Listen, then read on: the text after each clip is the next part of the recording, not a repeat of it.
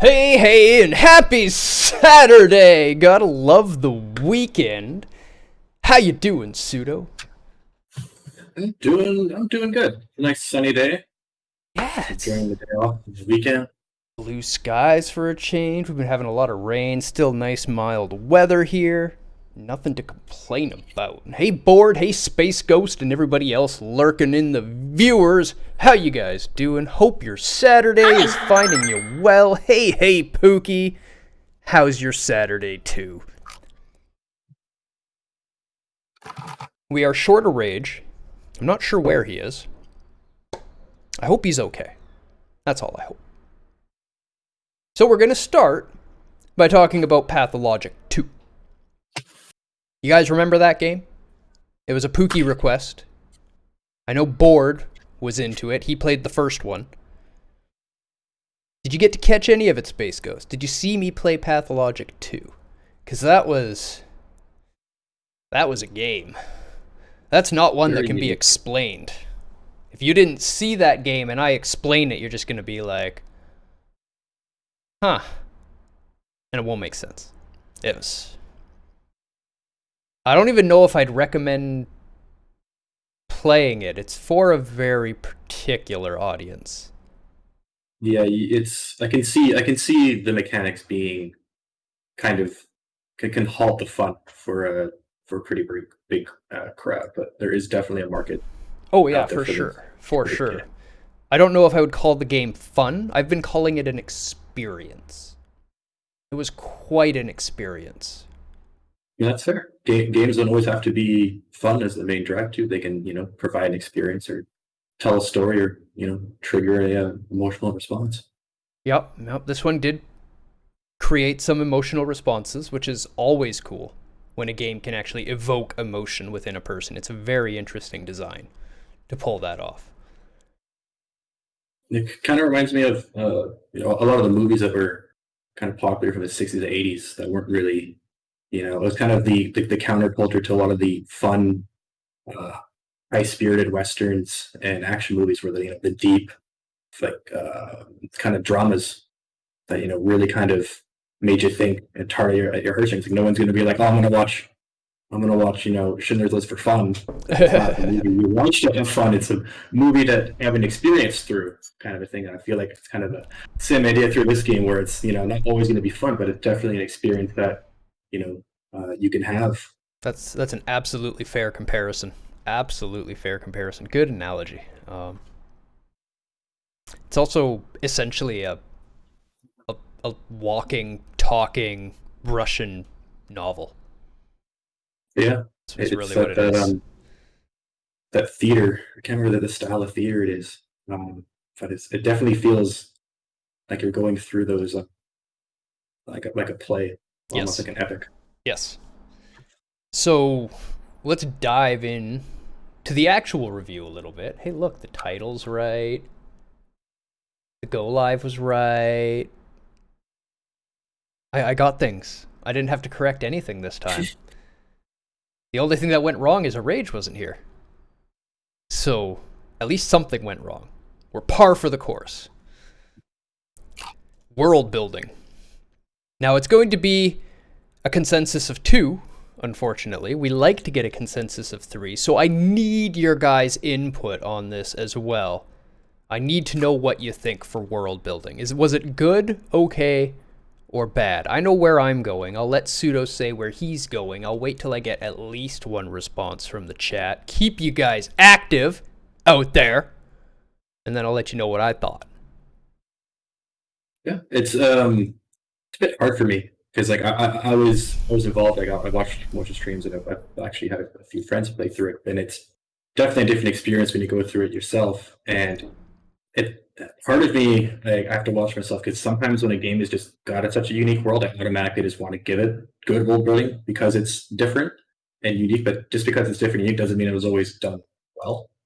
And there was certain things I saw when I was going through this, and I'm like, I get a little not really confused, but it, it's a bit in your face with some of the stuff, which I'm not sure if it was their full intention or not, or if they were like wanted to have subtleties, and then like certain I have to pull character that was bad with names, but there were certain parts where I was viewing it and it's kind of just like, okay, we're getting a bit strange, a little over the top. I'm not sure if that was their intention, but it seems to what kind of what happened. But overall, the world is it is pretty. Like, I'd say it's cool. I'd say it's a neat kind of era and theme and setting to put the player in, and especially with like all the character dynamics and how different basically like a lot of the people are, and even just like your backstory of like your dad's, the doctor of the town. This is like a small town with his, Yep. the big deal that's going on.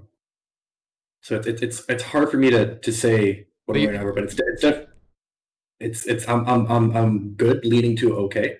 You've touched on everything in writing with that spiel, but yeah, I hear you. World building does tie into it all.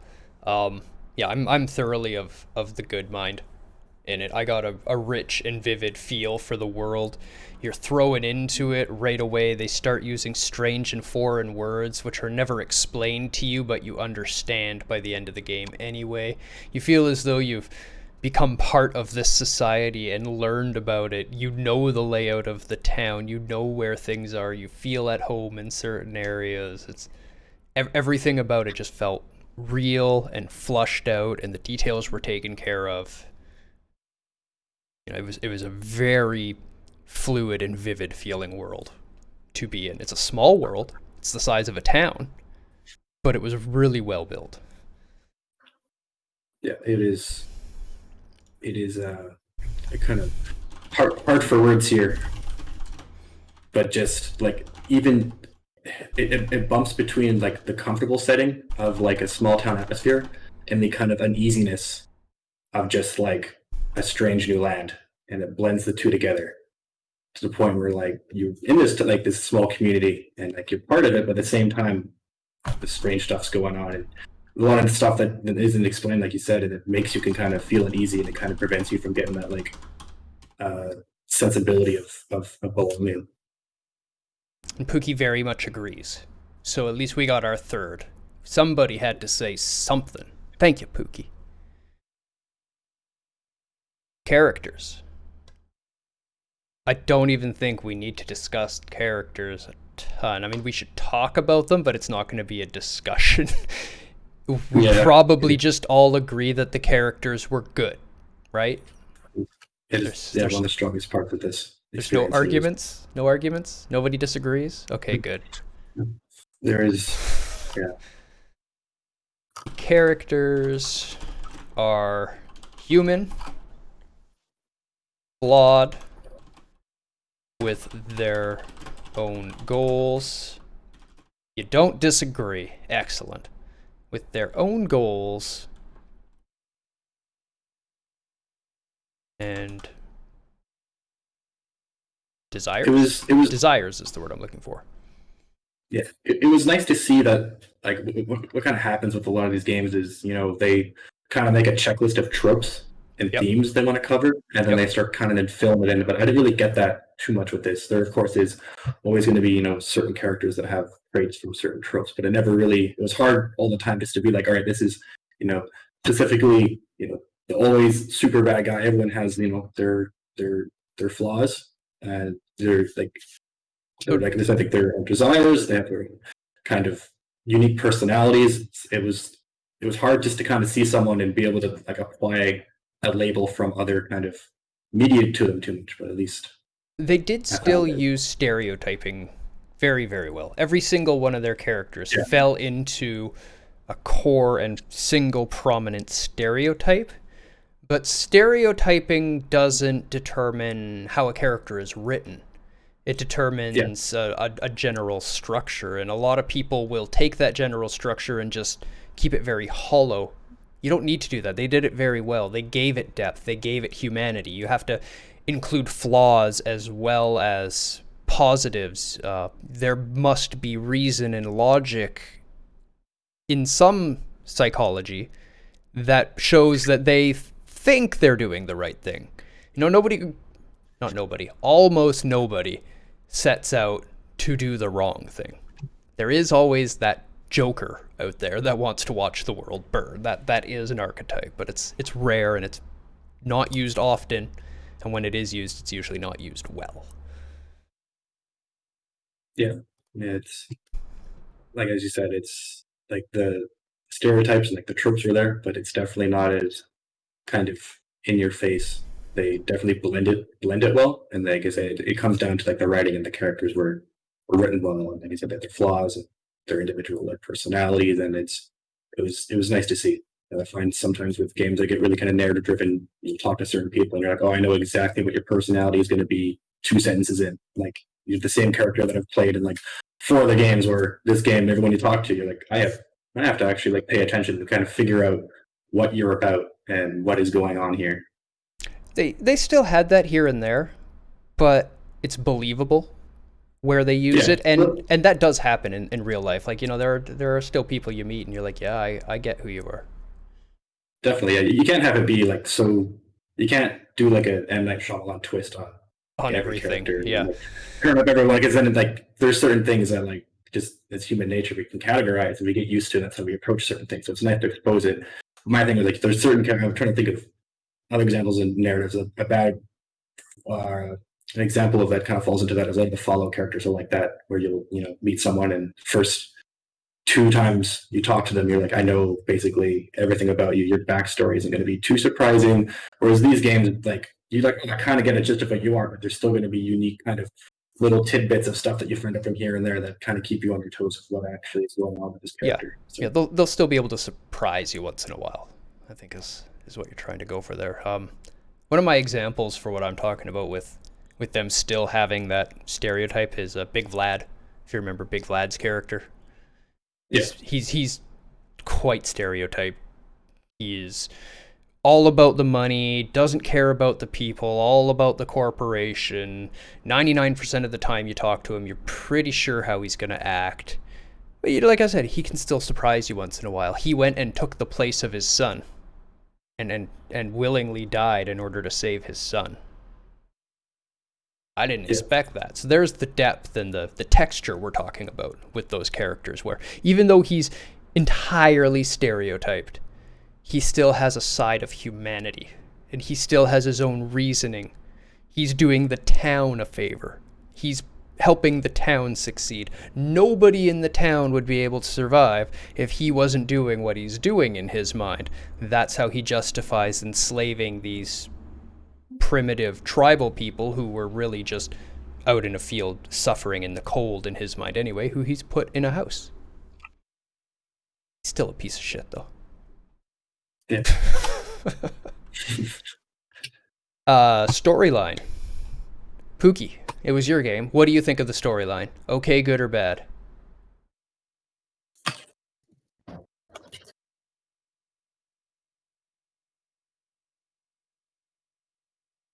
Good for sure. I for sure agree. Pseudo?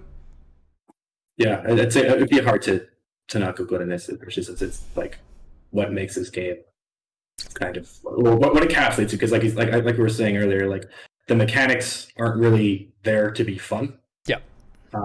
Like the combat isn't fantastic, and we'll kind of get into that stuff later. So the thing that really kind of is the main draw of this game is the characters and the storyline. So it's if it wasn't good, we probably wouldn't really. A lot of people probably wouldn't be talking about it like they do. It's definitely one of the key elements of this title. I think we have combat lumped into mechanics, but I think we should be breaking out combat to its own under gameplay. Maybe there are a lot of games that don't have combat though. That's why we didn't. That's why we didn't. Yeah, like Tetris. But if it doesn't, we could say, yeah, that's true. That was what the original argument was Tetris, wasn't it? Yeah, but technically speaking, Tetris 99, you do at that primitive level of combat by sending lines to people and stuff. But well, you did that in the original Game Boy Tetris as well. Well, it's just that in this game as an example, the combat is trash, like trash. But the core mechanics aren't bad. I actually really liked the healing mechanic and the crafting mechanics for the pots. We'll talk more about it when we get there. We'll see how that goes. That'll be a fun one. Storyline. We've already given it a good. I will not spoil anything, but the story is the point of playing this game. That's the best way I can put it without giving anything away. For sure. Yeah. If you didn't follow the story when I played it, you should absolutely try to play it and see what it brings out of you. Yeah, no, I went through it when you were playing through I it. know you watched. I was. Sorry, it's hard to know when it's directed at me or chat. Yeah, no worries. Yeah, I know you watched it all. Then it was something. Performance. I remember it chugging a bit for me, and the load times on the PS4 were ferocious. I saw many frame skips. I saw many frame drops. I saw. I would maybe lean towards. I think it was a big complaint. I know at least a lot of people have had with it, and it's not unplayable, but it's definitely very noticeable. Yeah, that's kind of why I'm at good. Is just because the style of game it is it doesn't. The performance isn't great, but it doesn't affect the gameplay at all. Yeah, it depends on like the person's individual thresholds, but the game is still very much playable. It's just you can't say a good when like, especially in those like close-ups. I noticed that frame rate would just drop, and I wasn't sure if that was just unoptimized or maybe for some reason those sequences are frame capped. But it was very, or it could even maybe just been aesthetic. There could be strange, but there's times where you'd open the door and it's just like, oh, what's happening? Hi! And you enter a certain area, you leave the house and it's just, I couldn't give it a good, but at least it still ran. I mean, there's bad is probably best set for games where it gets to the unplayable level, or like, oh, you dip to like 10 frames, 2 to 10 frames, or if you don't have a certain driver, or if you don't have a certain hardware setup, or if you alt tab, good luck getting back in and all that fun stuff. But yeah, like if somebody.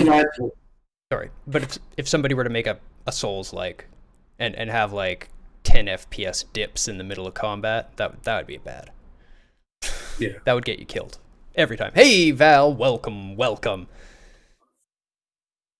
We're discussing that strange game, and not surprising, writing solid goods across the board. Animation.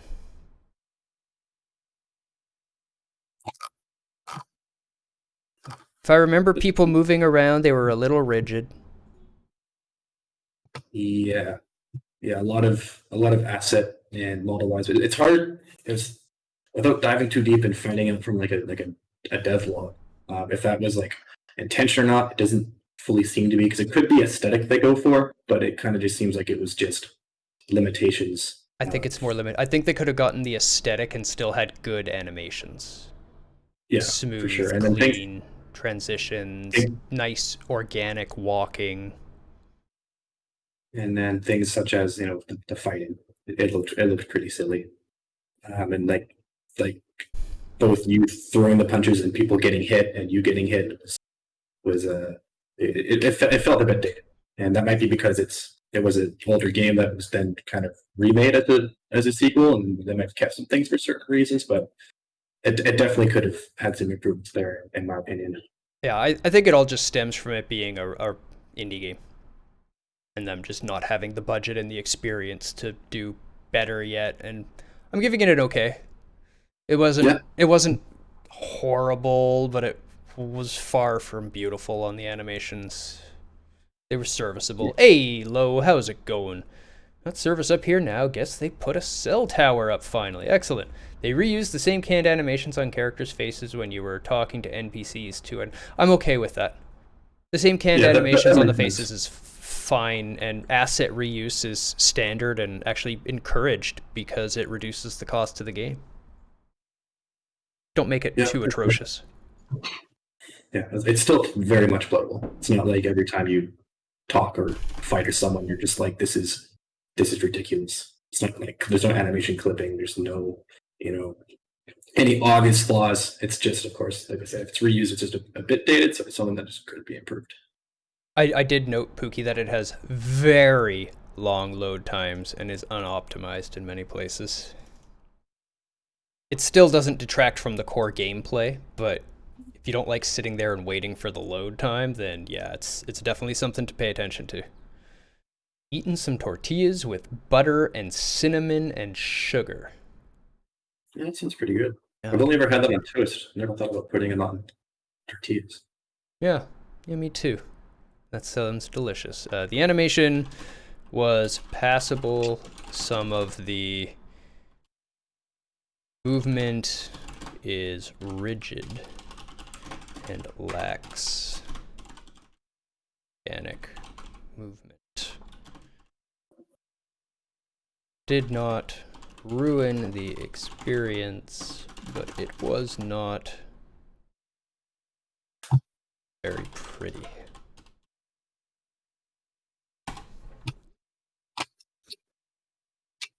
A little Mexican style breakfast snack. Yeah, we do the exact same thing with toast. So it's a us thing too. We just used toast instead of tortilla. Go figure. It's almost like we both used the bread available to us. You do it with toast too. That's the way to do it. However, style in video, does anybody disagree with the good there? Nope. I think that's one of the strong points. They just got that. Yeah, toast. Yeah. Yeah, gotta love that toast pog. The style of the game is its strong point. It has a very dark and gloomy aesthetic that works very well with the story.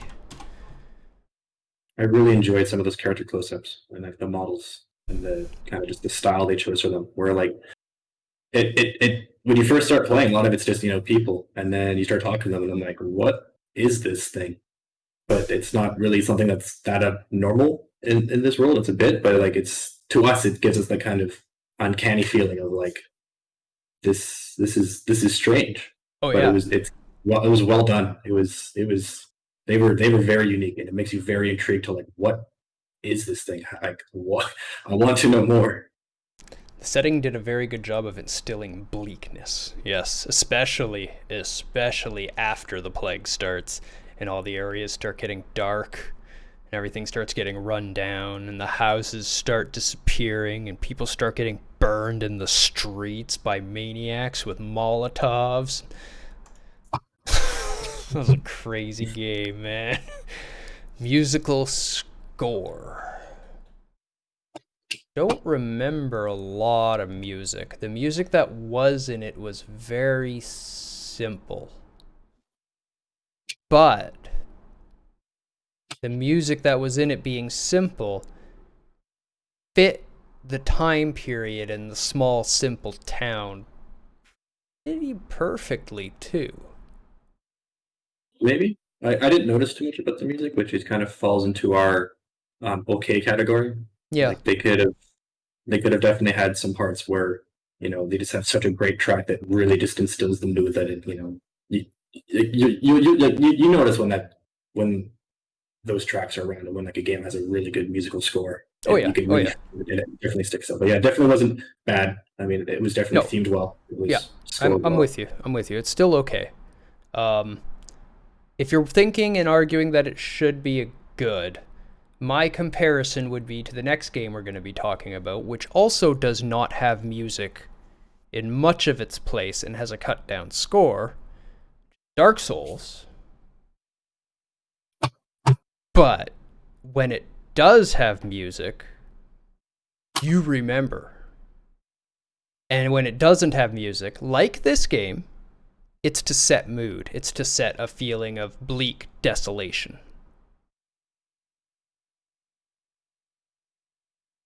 I agree that it would be understated. I think that's also going for the setting. So definitely not a bad, but unmemorable. And unmemorable isn't good. That's sort of where we're at. It's probably their intention. I doubt that the main focus was to have the the music really, they knew what it needed to be, and I think they hit that mark. But, Exactly. I mean, it wasn't like they were, really banking on everyone really talking about some of those tracks there. I think that like we need these tracks to set the mood and match what's going on, and fit everything in the theme. But I mean, we can't really. There's always the budget. It's risky to go out and try to make those absolute perfect tracks, because if it doesn't hit well, then you waste a lot of time and resources for something that maybe wasn't the main purpose of it. Yeah, and at the end of the day, they're making a pantomime, not a musical. How the earth growls, the sound of the old clock, that's not music. That's sound effects. Difference. This is strictly the musical score behind that. Sometimes a lack of music can make the feeling of isolation and weirdness stronger than any soundtrack can too. Exactly, and that was my point on it. They used the no audio or the no music very, very well in the game. The music is very, very sparse, but where there is music, it's very simple. It's to the time. It could have been written at any time. It doesn't really deserve a good. It wasn't really above and beyond expectation in any way. It's not super memorable, but it's not bad either. It definitely fits.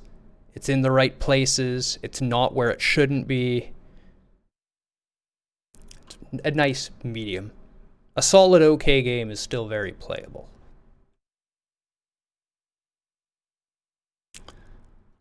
The music is used well. It does not stand out. It's not super memorable. The lack of music is used well to develop a feeling of bleak desolation.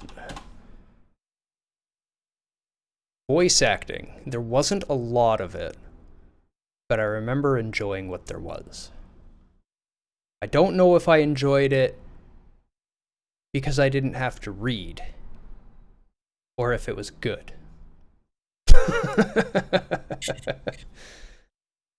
What do you remember of the voice acting? And Pookie, what do you remember of the voice acting? And Val, and anybody else that got to watch me play it.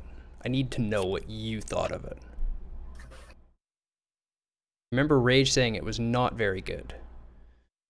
Yeah, it's a hard one, because it's definitely like the writing is the most important thing, and like a lot of it, like a bunch of it's pretty good, but I felt the quality wasn't always kind of consistent. I think it'd be kind of hard for me to say it was good on that part. I got in that part, but like voice acting and getting these actors for this many characters is very expensive and very hard to do. And I think the job they did was good enough. They read dialogue for people who don't want to read. But yeah, other than that, I don't think they really had the time or the budget to really get those like highly level trained professional actors, as well as the time to take all these takes. And it is a lot of dialogue. I think even the written stuff has style in this game, and it's a lot. And if you're going to pay someone to read these lines for you, it is very expensive. It is basically like you're making a movie. You need to get characters to do your movie. Yep. I'm of the okay mind after people are talking and I'm remembering a bit, because I agree with you, Pookie. I do remember Mark Immortal, and his lines were well read. I liked Horospex whenever I was reading. There was a couple characters I did like, but I do remember there was some bland stuff to the reading, and there's just very little percentage of voice acted lines compared to the lines in it. But I don't remember any of it being like super offensive. Like there was no two worlds going on, right? There was no two worlds within that one. It was at least okay voice acting. It fit the theme, it fit the characters and their descriptions. Like I said, it wasn't offensive, but when there's like a performance, it's just very well done game when you have those like AAA level actors with like even just like motion capture and a full setup, and you can really just get pulled in by the characters. Yeah, a general lack of voice acting and some less than good Performances brought this down to a solid. Okay. Sound effects, however. Now, Pookie, would you like to speak your mind on the sound effects? Now, this is everything that isn't music and voice. Gunshots, things that convey information as you're walking around, like the moaning of the roots and the flies to tell you the herbs are nearby. Yeah, me likey sound effects. I agree with you, Pookie. I liked the sound effects in this game. In fact, even Low one time was coming by as I was walking by some roots and heard the I was like, what the fuck? Yes, accurate. Yeah, they are. It is quite disturbing. Like the actual just sound design is very impressive for a lot of stuff they made. Because like this to fit this theme and to fit this style and this game and just to have effects that can induce anxiety and just give you that an easy feeling and kind of just play them and then like, oh, I'm like this isn't good. And it's weird because like we don't always know for sure why humans react to certain tones and effects as they do, but it takes quite a bit of research, and a lot of the time it's fresh stuff that they just played around with. And like, no, this doesn't make me feel great. This kind of fits my theme of bleakness, hopelessness, just that dark, gritty world that these people are living through. I don't remember accessibility. It doesn't have colorblind options, but it doesn't have color puzzles. It uses high contrast black and white primarily. Had sound sliders. Here, Pathologic is the perfect game if you don't like having fun. Which is okay. It's not always about... It depends on what you consider fun, I guess. It is a wonderful introspective into the human psyche. And if you're really into psychology and character writing, then you'd probably find it quite enjoyable. Yes, it is very dour. Yeah, it's like the analogy we used before. It's kind of like movies that are like Schindler's List and stuff like that. That you don't watch them to have fun. They're not fun to do, but they are experiences that you can have. And people want to have these certain experiences and they have the things that take away from them, and it's things that they want to do. Not really because it's going to be a whole lot of fun, but life is about going through experiences and experiencing things that people put out there. One of the things I'm always talking about in this game when people ask me about it. Oh, excuse me. I better go get some coffee. One of the things I'm always talking about when people ask me about this game is how I started out the game as a good guy. That was my goal, was to play a good character. I always like to play the good guy. It's who I am. Halfway through the game, I was ready to stab a kid for a piece of smoked fish. Literally equipped my shank and was like, I could stab you and take that food. Which like through this like avenue of the game kind of highlights like morality of the good and bad. Like it kind of boils down to usually when people are stealing food, it's not because they're inherently bad people and they set up to be evil and they want to just be a nuisance in society. It's because a lot of the times they don't have a choice, right? Like you have a lot of other stuff going on. You're trying to keep people alive and well, but at the cost of your own well-being, and it's kind of exposes that. It's like, I want to be good, but you know what? Sometimes life puts you in a position where you need to be able to make very, very tough decisions. And that's what it kind of boils down to. Yep. So every time you die in the game, you lose a little bit of your max hunger, your max life, your max thirst. You can never have quite as much as you had before. So dying is really not so good in the game. It adds up. It adds up quickly. It can very negatively affect your game. So when you're literally flashing hunger, watching your health coming down with no food on you, and there's a kid with smoked meat that doesn't have anything that he wants to trade for it, it honestly goes through your mind. I was like, I can stab you for that, kid. I could. I have a scalpel. I could kill you and take that fish. I almost did it. At which point I was like, no, no, no. And I broke into some more houses to look for food instead. I was playing the good guy.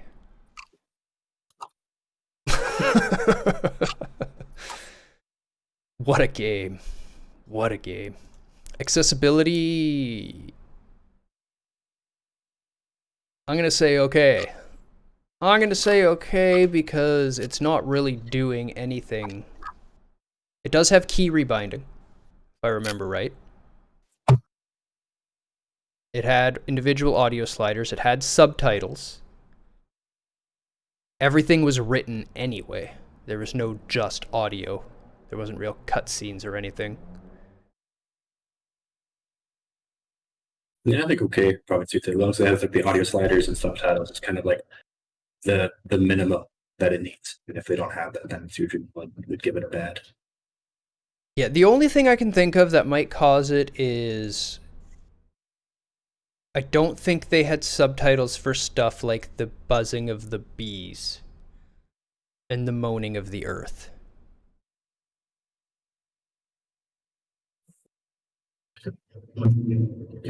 Yeah, that can get difficult too, I guess, depending on like. And those are pretty. So I'm actually leaning toward bad on that because if you couldn't hear those things, you probably would not have a good time trying to play the game. Yeah, that's fair. Even though there was some effort, at least with subtitles in that, but for some of the mechanics they have, if they don't, add a way that everyone can just experience it and finish it, then it's good.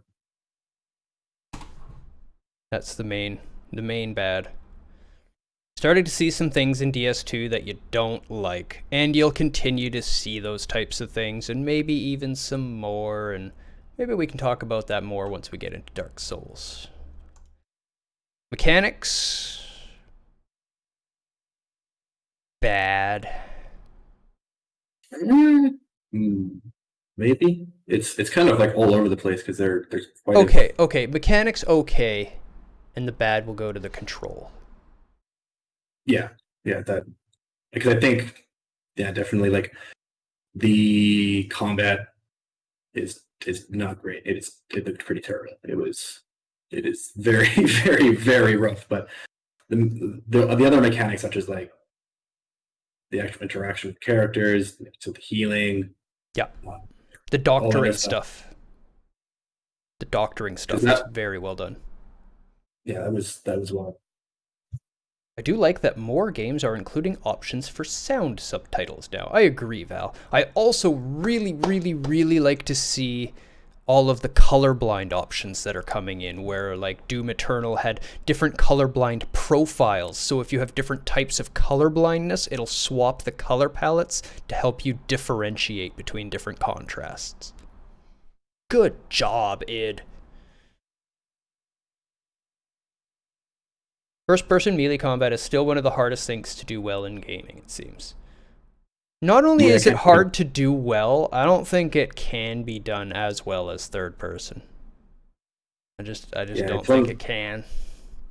I can't think of any examples where it was. It's just it gets too hard in general. The only ones that it's good is like VR games because I mean it's you, and those games are very fun. You've never played a fighting game in VR or anything like Gorn, definitely have to try that out. Oh, Gorn. Oh, I love that game.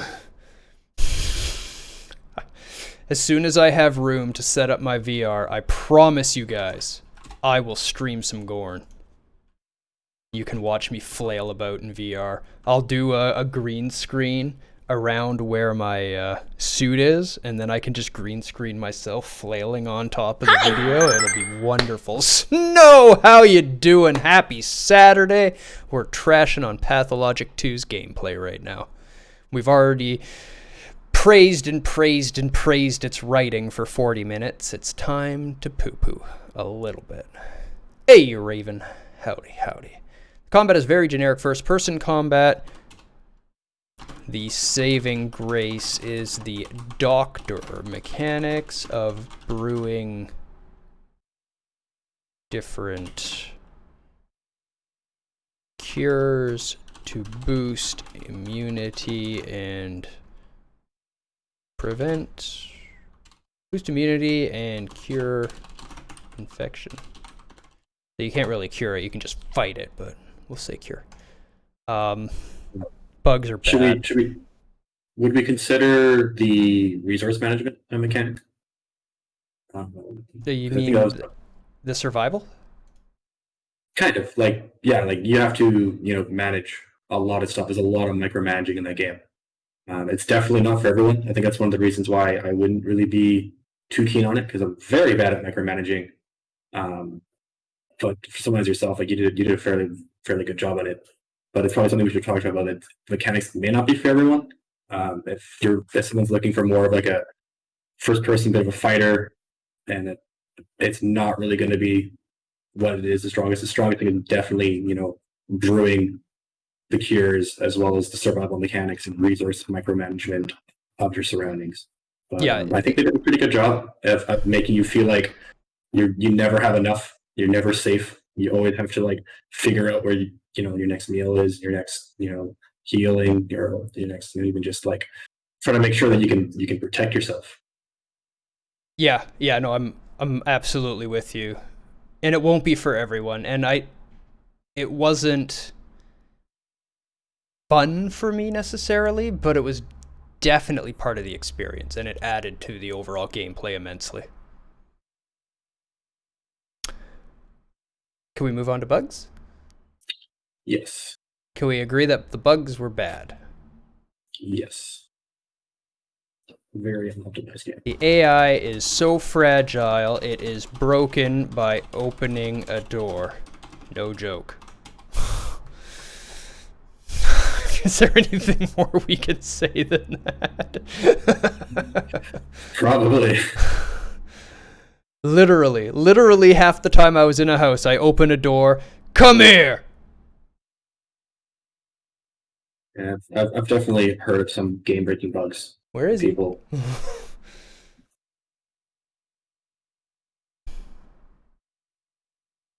The only saving grace of the bugs is that it never cost me any progression. But it completely changed the game experience at times.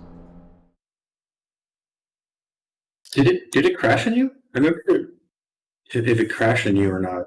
It did once or twice, but that was remedied by a quick reboot, so it was likely my graphics driver. Because the ATI driver does that sometimes. Yeah, that's fair. RNG? Like the bugs were so bad we can't even talk about them for that long. It's just like bad. They were bad. Yeah. What was the movie? Suicide Squad. That was the movie. Rage and I went to see it in the theater, and as we were walking back to the office after watching it, we tried to complain about the movie, and it was so bad we couldn't even trash the movie for more than like 5 minutes before we ran out of bad things to say about it. Can't always pinpoint, right? It just wasn't good. It was just fucking terrible. RNG. Now this one's going to be a discussion, and I want to hear what other people think on this too. My standing is that the RNG was actually pretty good. Things were randomized and dispersed, so if you play it multiple times, you won't know where they are, but they were randomized in such a way that I was always lacking and required to interact and trade with people to survive. There was no way I could provide for myself, even with the RNG in there.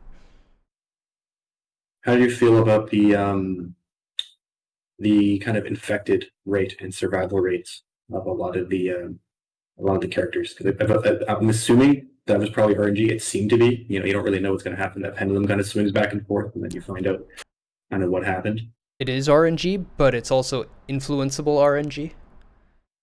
But it seemed like it was a good though. It didn't seem like it was to the point where you had enough influence that it can just sometimes not be in your favor. Yep. But it definitely didn't seem like it was those things where like you just get frustrated because you're like, I'm trying so much and the game's just like, you're gonna just have everyone die. Yeah, I wonder if some of the NPC infection slash death stuff was scripted. Some of it is. When you don't get the moving bar and it just says, this person died, that was scripted death because you didn't accomplish certain tasks by a certain time. But there's no guaranteed absolutely must dies except for one character who dies very close to the end. I won't spoil anything for anyone who hasn't played it yet that may be watching this, but it is And possible to save everyone. the say like a good indicator of like kind of well done, properly done RNG is you feel like it's been scripted. Mm-hmm. If you can tell it's RNG, that's usually when it's bad, because that usually means that it's jarring to you. But if there's an element to the game that they're using RNG for it to keep the game dynamic and different, but it still feels like a scripted experience, that's pretty close to what you want in an RNG game. That's kind of the point of RNG, is to, make it random, make it dynamic. But it's so hard to, put those constraints in so that the game doesn't just go completely off the rails. But if you can play the game and then not notice that it was a random experience, then that's well done RNG. But if you can tell, like, all right, well, I go to sleep and the game just goes completely wild, or drops happen that are predictable, or so completely unpredictable that it just takes away from the experience. Well, I'd say that they did a pretty good job on it. I feel like you can do multiple playthroughs of the game, given enough influence that there is a little bit of kind of luck into it, but still a bit of skill. That if you know what you're doing, you don't have to rely on RNG to be a mechanic of the game. Absolutely agree. And I've seen a few other people play it. Made a couple friends while I was playing it. I hang out on their streams every once in a while, watch them play it, and nothing's the same for location and all that kind of stuff, but they're finding the same kind of items. They're finding it in the same sort of number, but they still have to search everywhere. You don't just know where to go, and that's perfect. That's basically where your RNG should be at this game. Yeah, I think it's like RNG is usually a topic that we don't like too much in games. There's a lot, because most games don't do it well. But I think this is one of the titles that really benefits well from having a very multiple levels of dynamic systems in it. And I think it really does add a lot to the feel of the game, especially when you can't just pull up a walkthrough and get someone to completely hold your hand through it. You're going to have to go through your experience, which may not always be the exact same as your friend who's playing at the same time. Fully agree. It's going to help RNG, random number generation. Yeah, it's kind of just fallen shorthand just to mean random at this point. It may not always be like numbers per se, but on like a technical code level, it usually boils down to you're generating or seeding a random number, and then based off that number, it'll trigger various things to happen. Yeah, I mean, as you experience it, it may not be a number, but if you go far enough back into the code, somewhere somebody generated a random number to decide it. As a note, we tend to use a seed of the time in milliseconds from 0. Pop that in there. Computers are real good at counting that.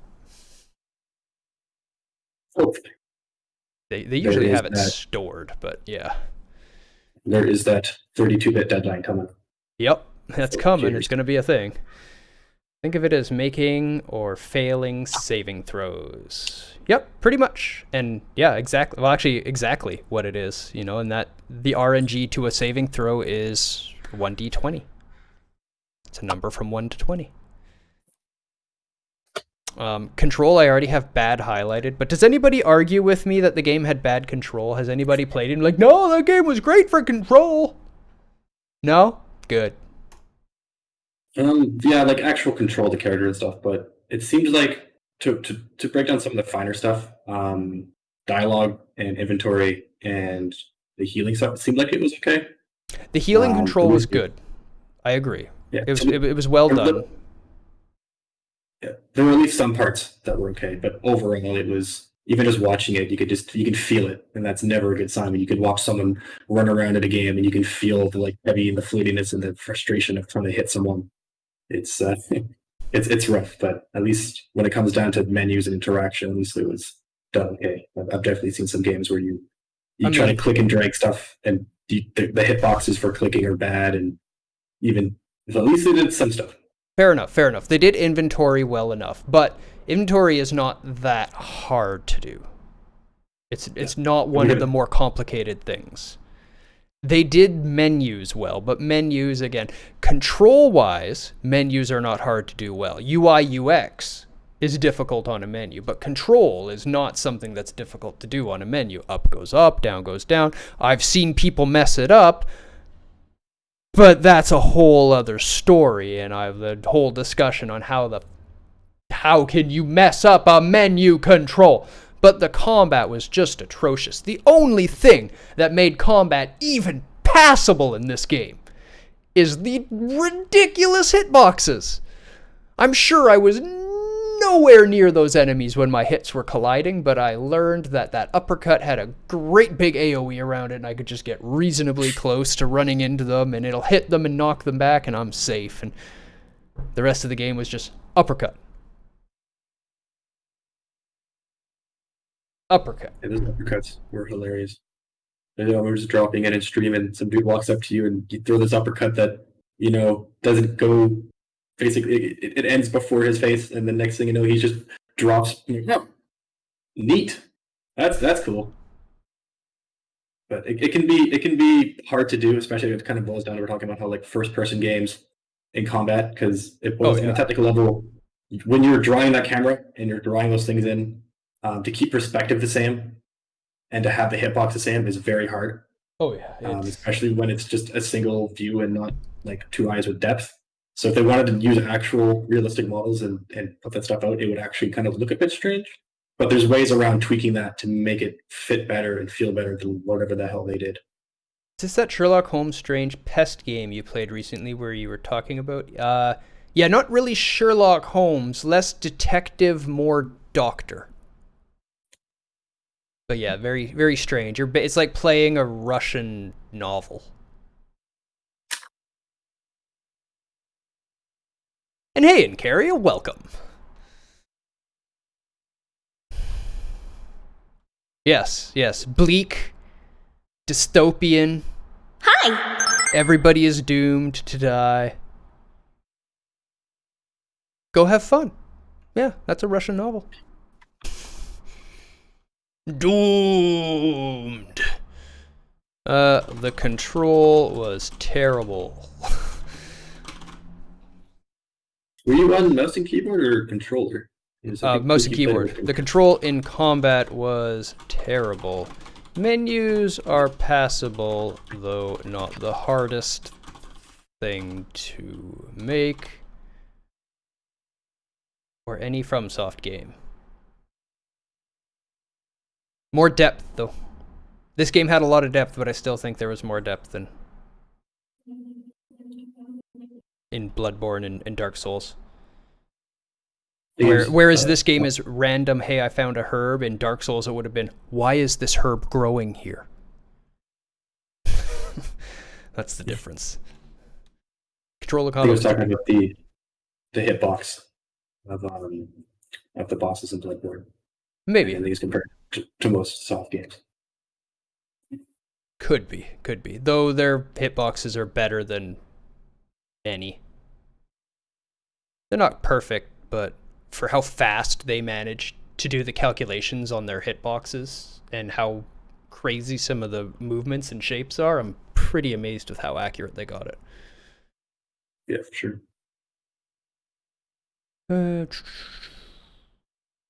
Menus are passable. What else was there? The inventory was okay, though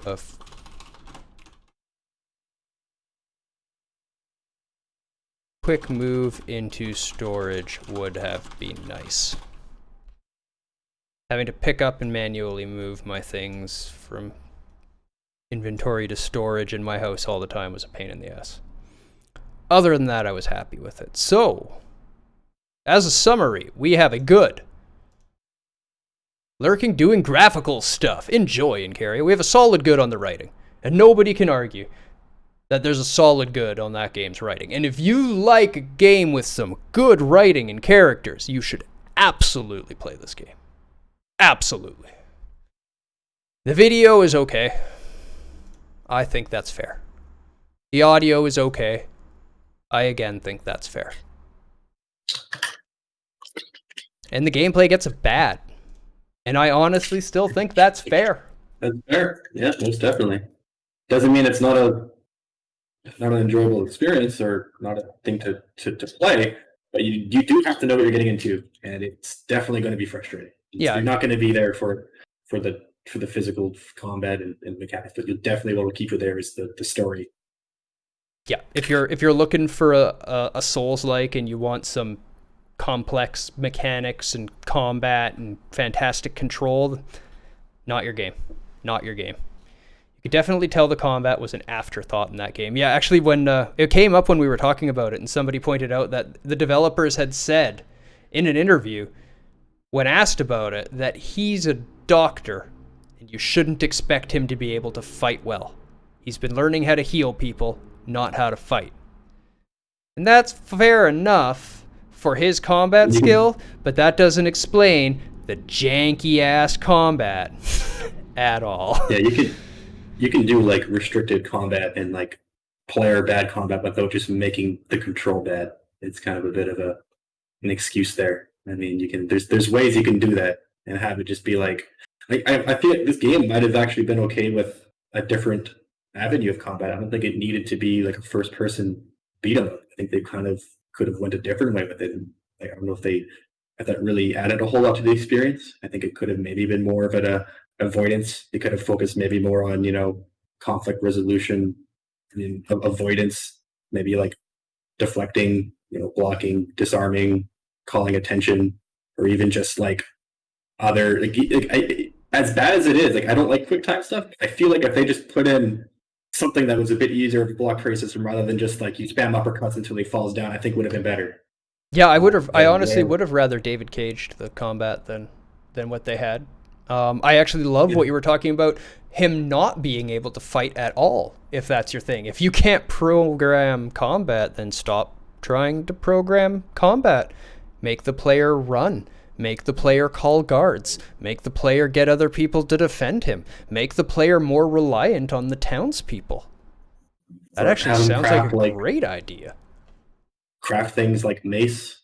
Craft things that debilitate. Maybe like anything that maybe like some sort of trap or something like that. Like there's other things we can do rather than just like put in a half-assed combat system and call it a day, and then just say that, oh, he's just not good at fighting, so now your hitbox is just wild.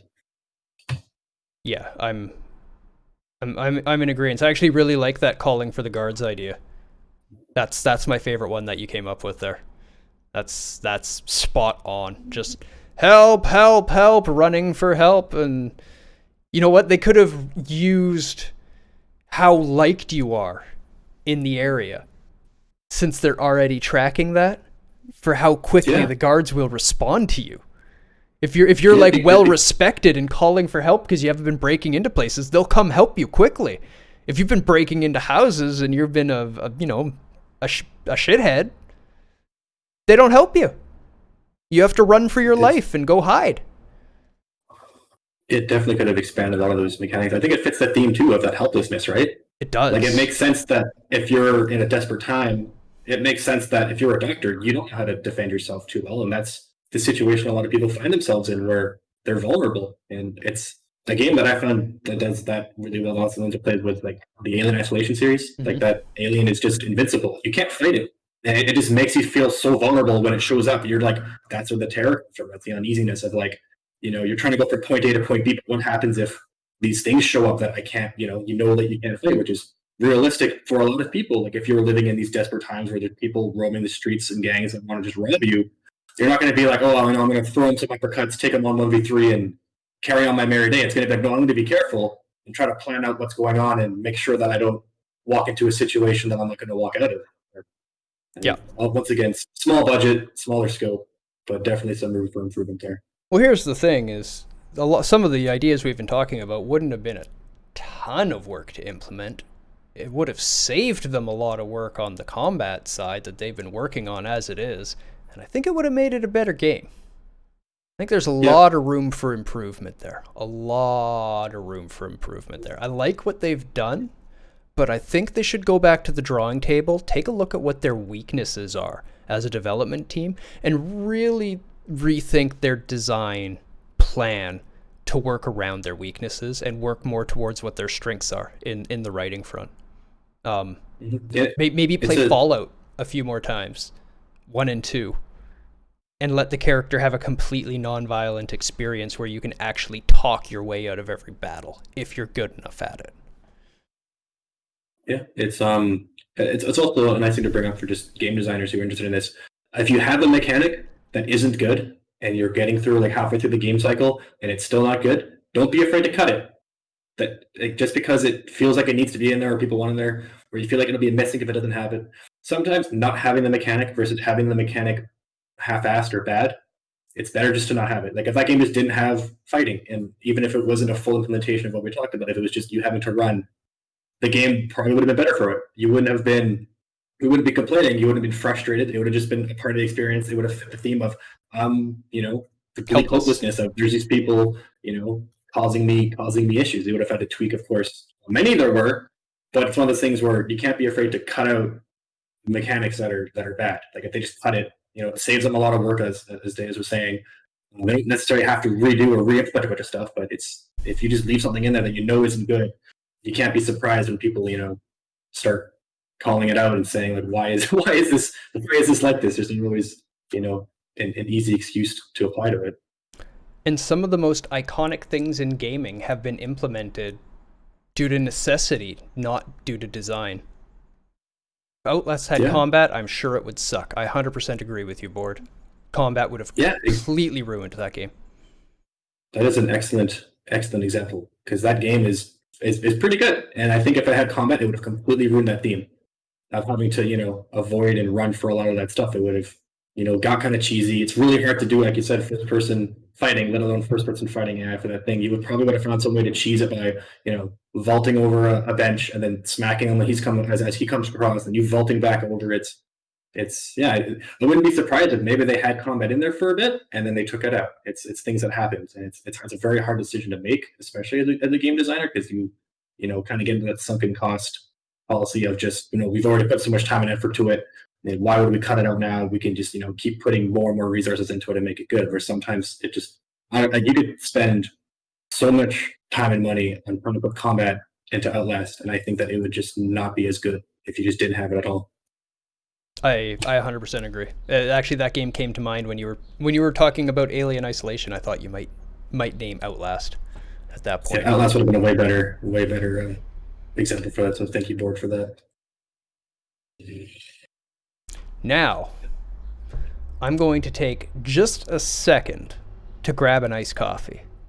So I stop yawning for y'all, because I'm about to talk about one of my favorite topics to talk about. I don't have Rage here, so I'm going to give a quick ping and make sure he's okay.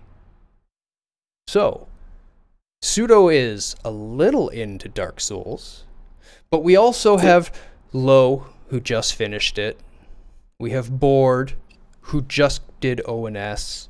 We have Space Ghost, I believe, who just finished Dark Souls and is working on Dark Souls 2, like Low.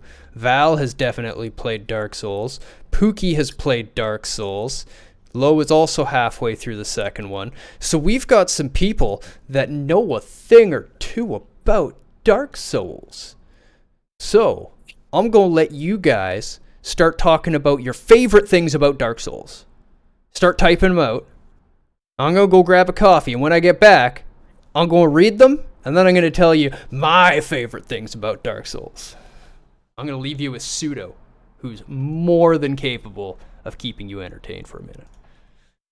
I will try my best. I'm very much a beginner with Dark Souls. Just got started, so I'm going to be giving that first impressions for a lot of the review. But it's definitely one of those games where you have to adjust to that learning curve. And when you're at the start of it, it's kind of hard to see the point and to see why people enjoy it or what's going on. But once you kind of click with it, it kind of just opens up that whole new world, that whole new genre of just like, this is fantastic. It's okay. I don't mind the spotlight.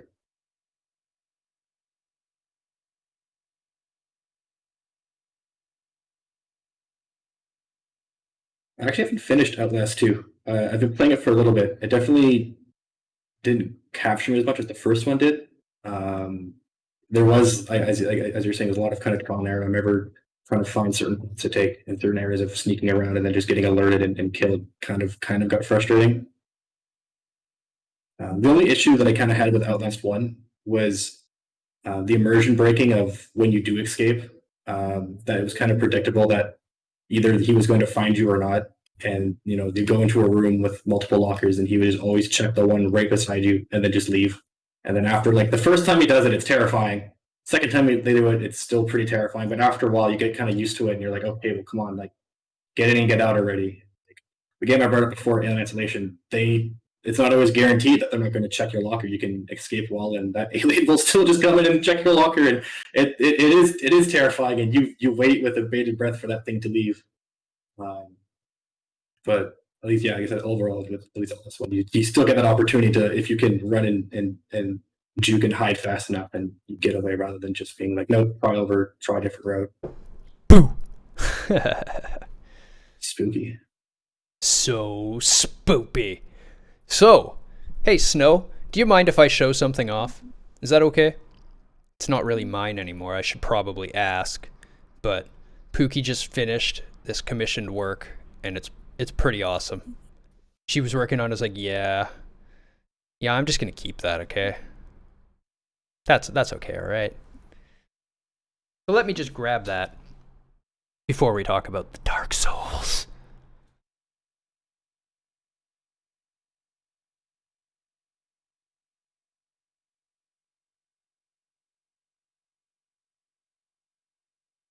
Get out of the way, microphone.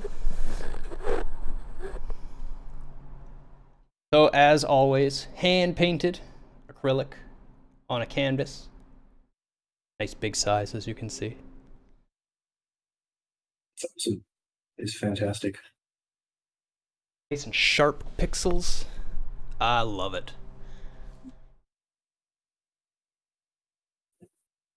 Every time I see any of Pookie's works, it always looks like it's something that's like printed. It always looks like it was a press that printed that stuff out, because that color, like for each pixel, like it stays consistent so well. It is very good. That is so dope, says Lo and Val. That makes me want to play Dirge of Cerberus.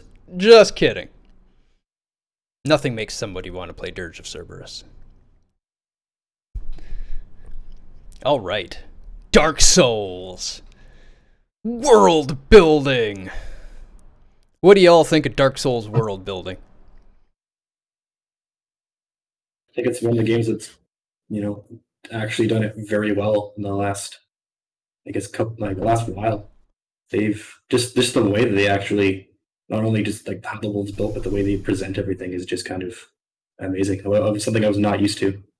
And Yeah. it can definitely be for a first timer. You can it's very easy to fall in that trap of like, you get so used to being spoon fed everything that it's harder to like notice what's going on and what the world actually is, because it's like real life. It's kind of like if you go outside and don't pay attention to your surroundings, you're not going to know what's going on and where you are or Yep. what's happening around you. So it's like it's a kind of a trope that happens in games where like you come somewhere and you get a nice little intro of like, all right, this is everything you need to know, everything that's getting set up. Here's some convenient guy to tell you. This game's kind of like, you wake up and there's something, you get thrown somewhere. There's a little bit of, they give you a little bit of something, but for most of it, it's kind of like you just need to kind of have that childlike wonder of like, what? Whoa, what's this? What's here? And what you find is just this amazingly deep world.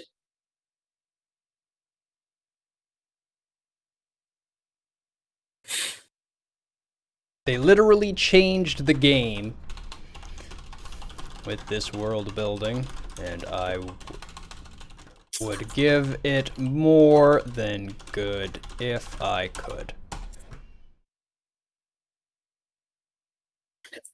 That it they did. kind of reminds me. They invented this narrative style that has become so popular.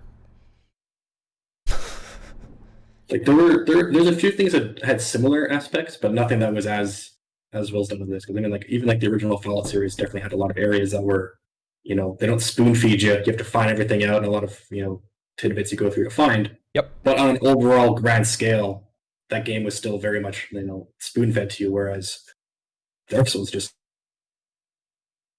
Val says, I honestly looked forward to reading the description of every item I picked up. Most games don't make me feel that way. Yes.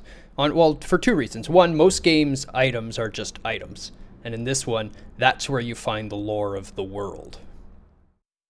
So that's kind of why you're interested in those items. But it was amazing for giving you that drive of, I found something. And then once you're really used to From games, you're not just, I found an item. It's, what is this item? Where did I find it? What did I find it on? What area did I find it? What's around it? Has any enemy around here that could be responsible for it being here? And all of a sudden you start realizing the depth.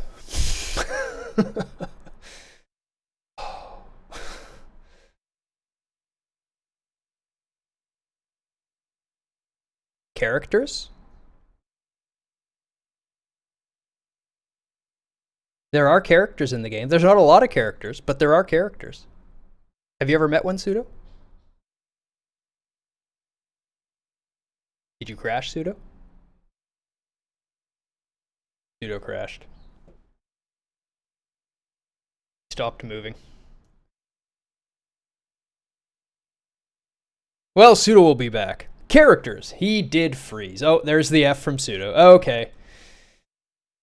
So, characters. I didn't approach a lot of them in my gameplay. I introduced the Onion Knight a little bit. We also have Big Hat Logan. We have the Pyromancers. Where do you guys feel? How do you guys feel about the characters of Dark Souls?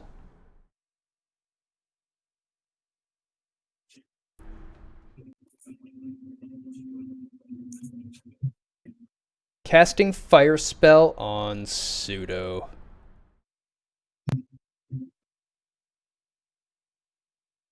I am here. Just give me 1 second to boot up my OBS. Excellent. I should probably. Files grab. It's the third time it's crashed today. Solaire. Yeah. Solaire. Yeah. I always want to call him Solitaire for some reason. But most of the NPCs were well done. A few of them left me wishing they had more dialogue, but that's a sign of good design, I suppose. That's a good argument. That's a good argument. If you're left wanting more from an NPC, how do you stand on that, Pseudo? Is that always a sign of good design on the NPC, or could it just be not enough given? It kind of depends. Like it really boils down to what that NPC is and who they are. Like if it's someone who's very important to the main story, or someone that you're close with but they don't give you enough, it can be very frustrating. But if it's more of like if they're supposed to be a bit mysterious, or if it makes sense for you not to know everything about them, then I'd say that's well done. There's sometimes you can see in games where they didn't have time to fully flesh out characters, so they kind of just leave a bit of stuff up to the imagination, and you can tell them there's intentional, like, we're not going to give you everything, because that's just how the world actually works. Is when you meet someone, they don't walk up to you and give you a resume of like, this is me, this is everything I've done, this is my backstory, these are my friends, this is what you're going to do with me. That's not always how it works. But like that being said, sometimes it's nice, depending on, like I said, like if it's needed, if it's information that's needed for the character to make sense, or further story mechanics, then if they're not giving it to you directly, it can be kind of annoying. But I'd say it's usually better to have it a bit less than more. Yeah, I'd agree with that.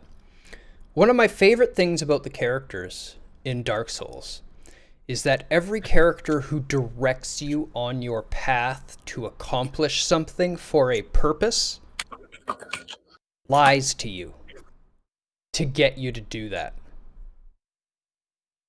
They give you a purpose that is beneficial to you. They all have ulterior motives. They're all fucking lying to you. Which is what would actually happen. Yes. Yes, it is. There's a cartoon series. Or it's a 10-part animated series. I won't spoil the ending, but one of the parts, the main bad guy is basically running his monologue dialogue and telling someone what they need to do to save their companion, and then like halfway through he's like, no, like why would I listen to you? And it's the same thing with the people, like why would we always take what certain people tell us 100% truthfully? Like it makes sense for people to lie and to try to manipulate us. It's a natural way of communication. Most of the time that you're interacting with someone, it's usually because someone wants something or you need something, and you're trying to play lingo bingo to get it. I was like, fuck you. Mysterious, human, and flawed. They have depth, and the game provides avenues to explore that depth. Not necessarily through asking them. Every Dark Souls seems to have at least one NPC in the player hub who's that mopey, almost broken guy who gives nuggets of advice person. Yep. Yeah. Yeah, the third one he eventually comes. So yeah, all three of them did have one. He wasn't there at the start in the third one, if I remember right. But the second one has the guy who starts up right away at the beginning, up by the statue after you get to the main town. And Firelink has the dude sitting around the fire right when you arrive. Tells you to go ring the bells. That's your goal in Dark Souls. Ring the bells. Nice and easy. It's all you gotta do. Storyline. Now, there are people who argue the storyline was only okay in Dark Souls, and that the lore is where its strong point is. Is lore world building, or is lore still story? And I would argue it's how you use the lore. Dark Souls, the lore feels more like the story. Because what is happening now is already understood, and the story is determining what has happened in the game. Yeah, I'd agree with that. It's definitely done differently. I think we kind of fall into that usual uh, kind of cut and dry. This is the main storyline. These are these side storylines. Everything's kind of structured the same way. We've been using them for a while. It's kind of presented in a different way, and it's usually when something's presented in a different way, it's easier at first just to dismiss it and say, well, because it's different, it's bad. That's not always the case, right? Like they went a different avenue with this, where like this it's not narrative driven, but it's explorative driven storyline as well as lore and world building. Yeah, and if Rage was here, he would point out, and so I'll point out for him, that their story is done in such a way that if you're not huge on story, it's completely unobtrusive and non-offensive. You can thoroughly sit and watch and enjoy. Play through the game, not care about the story, and just enjoy. Have no clue what went on, but the challenges were good, the environments were good, the level designs were good, and you get to the end of the game, you're like, I have no idea what happened, but I want to play it again. Dark Souls is the ultimate self-insertion power fantasy, really. You're making your character from scratch who more or less starts with nothing and becomes this chosen one who either chooses to rebuild the world or push it over the edge. Turns out either ending, same result. The world is just doomed to a cycle of torment. And a really cool thing of a lot of the Dark Souls and Souls-like games is that it's like the self-insertion of the power fantasy is actually just yourself becoming powerful. Not really your character, but you as a person with the controls, learning the mechanics. Like Deus can start a fresh character, and I can start a fresh character. And because he is powerful at the game's mechanics, and like as an actual person versus me, it's completely different. He doesn't have to rely on his character to be strong in the game, which is kind of nice because when you hit that high power level, it's so much more rewarding than the game just making your numbers big and allowing you just to hit fewer buttons. Where it's like, no, you are actually good at fighting now. You are actually good at this game, rather than the game making it just easier for you. It's a new term to you, eh, Carrie? It's one we use a lot, and it's really a reason that a lot of people play games. One of the main examples of power fantasy games are the character action games that I've been playing lately. God of War, Dante's Inferno, Devil May Cry. Those are the power fantasy where you get the power fantasy by being powerful in the game. You know, your character can kill 20 things with one swing and you just feel like a god.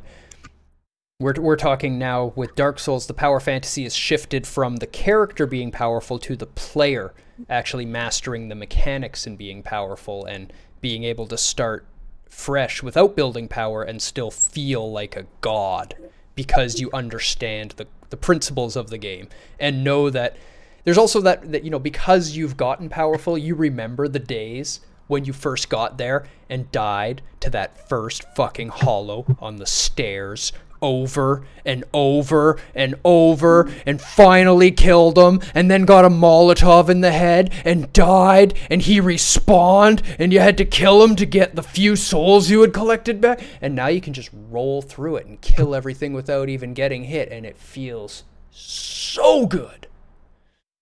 I'm thinking about it, and maybe you'll agree or disagree with it. Another avenue that's done this kind of well, it kind of pulls the way back to the Dungeons and Dragons among tabletop games, where you can have powerful characters, but it really comes down to your knowledge of the system and your knowledge of how everything works to be powerful in the world. Like, you can give someone a level 30 and they can kind of, you know, be powerful, but if they don't know the environment they're in, it's not really going to matter because there's still a lot of things that can just kill you and, you know, just end your character. And it's one of those things where, like, someone who's played a lot of, you know, those kinds of games will go in and you can start with a level 1 character, but if you know how to work the game and work the system, you can be as strong as someone who is, you know, like a 10th level just by, you know, manipulating it, which is, I think it's really cool, like how a lot of the Souls games and how it's inspiring some other games now that aren't even FromSoft games to kind of have this avenue of, you know, we don't have to make difficulty curves as much anymore. We can kind of, you know, put difficulty walls in that the player will have to master mechanics to be able to get there. I'm going to add a good, and while Val types up his, I'm going to add one final point on the story. And there is a whole diveable portion of the story that most people never, ever, ever look at, that you could literally have a dissertation level analysis of, looking at the spreading of the flame, the stealing of the flame from the gods, the flame from the gods empowering man and allowing him to become like the gods and overpower the gods and take the place of the gods and create his own kingdom and become independent. And that is all playing out while you're playing Dark Souls. That is what lighting the bonfires is. It's spreading the flame stolen from the gods. Even though the flame made them the gods, you're defeating the gods and gaining the flame to empower mankind to rise up and start the Age of Man. That's a deep, deep story. The lack of in-game explanations for a lot of their mechanics, or even mentioning that certain mechanic even exists. I didn't even know serrated weapons or righteous weapons were a thing in Bloodborne until my 4th playthrough. Yeah, the righteous weapons I didn't know about. I agree that it would be nice to have it explained somewhere, but I'm okay with the explanation being hidden because it still adds to the world building, the exploration and the learning and the knowledge of this world, learning your foes, learning their weaknesses, learning your weapons and your tools. But I agree there's very little tools to learn it. You have to really understand the engine that it's built on to start putting it all together. Like, as an example, not understanding that insight and beasthood are tied together so tightly, but understanding how the status effect system works in a Souls-like game. While I was watching Lobos play Bloodborne, in one of his, I think it was his first playthrough of it, he spent a whole lot of insight, and then the beasthood meter popped up and started shrinking. And that instantly told him that because he had less insight, he had more beasthood. Because he understands the game engine. It's displaying this information. If you don't understand the engine, you wouldn't have got that, but it told him that with the UI. So I agree it could be explained better, but you can still make a lot of inferences about it. And the serration is talked about somewhere. I think it might be on the cleaver itself. It talks about serrated causing more damage to beasts, or beasts being more wounded by serrated. It never says there's 20% more damage to beasts as a core mechanic, but it does hint somewhere at it. And I will find that item for you. I think it's cool that it does add a bit of replayability to it as well, right? If you don't know everything your first playthrough, you get through it and then find out there's all this other stuff. I mean, it gives you a reason to kind of come back and go through it, as well as adds a lot of even just dialogue between, you know, friends and other people who play the game of like, hey, this is what I found out by doing this and this and this. And it's kind of like, makes you think what else is kind of everywhere. As in Kerry was saying before, I like board quitting a lot of games. I do the same thing. I unfortunately have a very limited attention span. It is something that I'm just not great with. I do. It took me a while to get into the Souls series, but I've finally started enjoying it. I've been playing Sekiro here and there, but I have the same thing where like my time is so limited. It's hard for me to, you know, put in the effort to start getting good. And then I understand why I need to put it in, but it can get frustrating when you're just kind of dying, and there's not a clear path on just how to get good. And if you only have like an hour or two to play a game, and that hour or two, if you're just going to be spending dying and you don't get that satisfying boss kill, it can kind of detract of like, well, why did I do this? Why didn't I just, you know, play a different game that, you know, I can at least get that dopamine hit? But at least if you keep at it and you get to that skill level, it when you finally do kill those bosses, it is fantastic. And that skill stays with you. You can go back and keep playing it, and it keeps building to it. Once you realize that every time you're playing, you're actually building that skill, and it's not really a waste of time. You're not really aiming to rage, but you can exit the game when you die, and that's fine. You know, just playing the game, you are still getting better. Yep, exactly. So that actually brings in a little bit. We'll talk about it more with mechanics, but mechanics and story in Dark Souls are just so tightly tied together, okay? So the story of your main character is you are undead. You are cursed by the dark sign. And this curse means you cannot die. And it's not a blessing. It is absolutely a curse in this world of torment and pain. You are doomed to die over and over and over and over again. And you will never stop dying to this curse. There is no cure for it. However, right now, as undead, you have your mind. You have your mind because you have your goal. You have your destination. You have your purpose in life. If you lose that purpose, if you lose that will to go on, if you lose that will in Caria to play the game, if you lose the will to keep trying on the boss that you've been dying on and stop playing the game, that's the only way to lose in the story. Because in the world of Dark Souls, when a person in the world loses their purpose and loses their will to continue trying against these insurmountable odds of death, they go hollow. And when you've gone hollow, you lose all humanity. You lose all mind. You lose all will. You become a mindless drone that just attacks things at will. And it's such a beautiful analogy to how the game is built, that the only way to lose at the game is to stop trying. And the only way to die in the world is to stop trying. So good, so deep on so many levels. Video performance, good. Should probably briefly talk about the PC port, because a lot of people play on that, and there are issues for some people on that. And DS Fix has been a thing for a long time, so we should at least mention it. At first, it was actually, I believe, unplayable. And then DS Fix rolled out. I believe they actually hired the guy who made DS Fix, but there's still some issues with certain versions. I can't remember if it's Prepare to Die. I think the remaster is okay. but you may get some issues if you do. Just search up. There's already a lot of people who've sorted it out, and I think most of them are solved now. With Prepare to Die had many issues and is not sold anymore. You can only get the remaster now. The remaster is fantastic.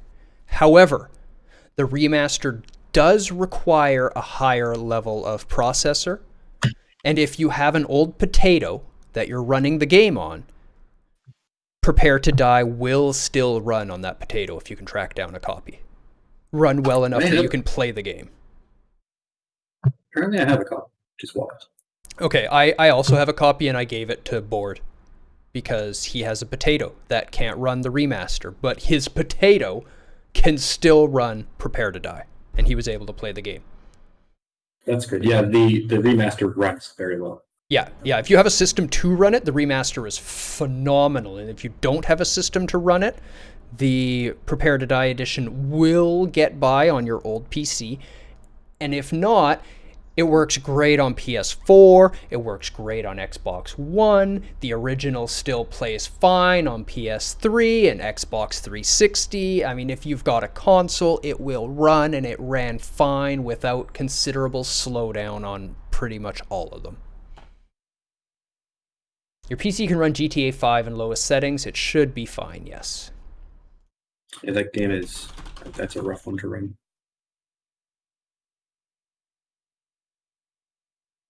Cannot run it for some reason. It runs very well on all of the consoles it is on.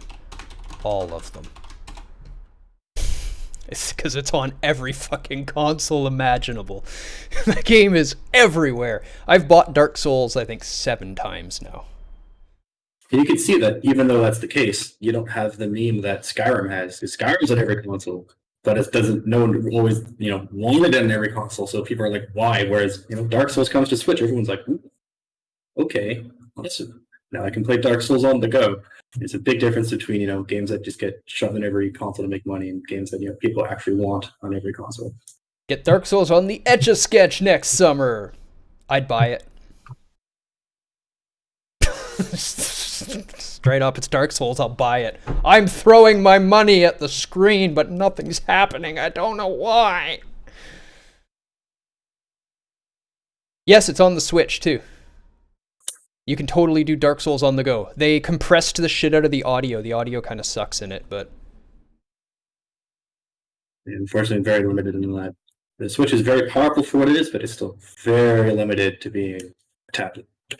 Yeah, I mean, I'm honestly, whenever Pookie's playing the Switch on our big TV and it's all rendering through the HDMI onto the large screen and high def and everything, every time I look over, I'm like, that's running on a tablet? What? Yeah. And limited cooling.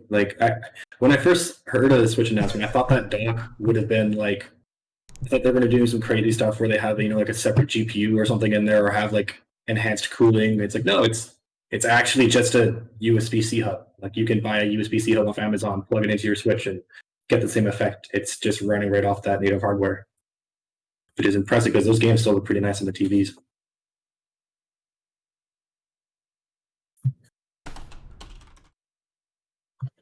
I've given it an okay. It is blocky. It's very arcadey. It's obviously a game. You game the hell out of the game when you play it.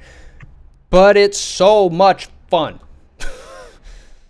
Yeah, they've definitely come a long way from Dark Souls 1.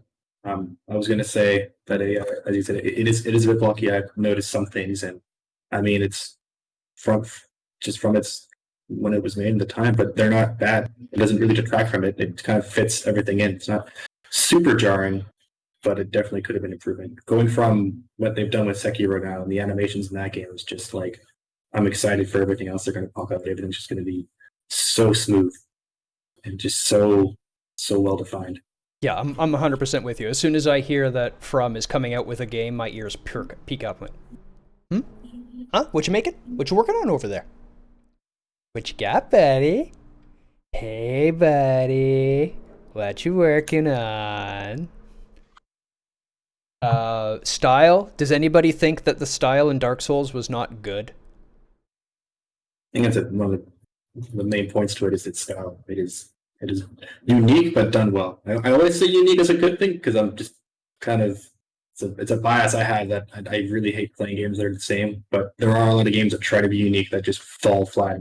This game just does not fall flat. It's doing stop. I'm amazed that they can keep pumping out games and keeping it fresh. And it's also glad to see that they're with Sekiro coming out that it's they're not kind of falling into a formula. They're actually regrouping and redoing new ideas and still doing them well. Yeah, totally. I was so happy when I saw Sekiro as well, because when I picked it up and started playing it, and I tried to play it like Dark Souls because I figure FromSoft makes Dark Souls games, and it was not a Dark Souls game at all, and it kicked my ass, and I had to relearn how to explore the world, and relearn how to play the game, and relearn how to do combat, and relearn how to approach all the situations, and I was just like, you guys have made another masterpiece without remaking your first masterpiece. How'd you do that? Nobody. The last company to pump out this kind of quality on this kind of pace was Blizzard North. Okay? That's the level that I'm putting them at. Blizzard North, and before that, Squaresoft. And if you're looking at those two, you're just not comparing this company to anybody. That's where they're at. They are the top of their game. They may be niche, but they just destroy the design side. Wishlisted Dark Souls. Excellent. Musical score, good. The lack of music is perfectly used to create a feeling of desolation. The boss themes are legendary. And in my standard playlist rotation.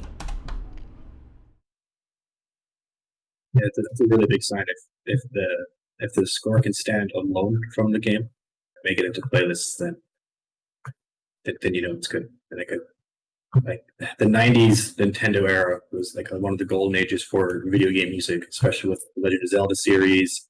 Anywhere from even like some of the Banjo-Kazooie games, some of those themes, you still see them popping up today. People are still playing them and remixing them and adapting them because they were just jams. They're just tasty jams. I still love most of the like it's a bit of nostalgia, but most of it's just like, this is good. I've had people listen to these tracks that have no idea what the game actually is. They just like the music and it just comes up in a playlist and it's like, oh. So I just go like, oh, so how long have you been a Legend of Zelda? I'm like, what's that? I'm like, oh, I have a story to tell you. The ambient sounds in most areas were good enough to make me sometimes forget there wasn't music outside of boss fights. Yep, 100%. Also, it just requires so much focus and attention to make sure you don't die that I didn't even notice there wasn't music playing to entertain me, because I'm not walking around bored doing nothing. I'm walking around scared for my life, looking at every shrub and bush and stone on the wall and raised block on the ground. Is that going to kill me when I step on it? Probably.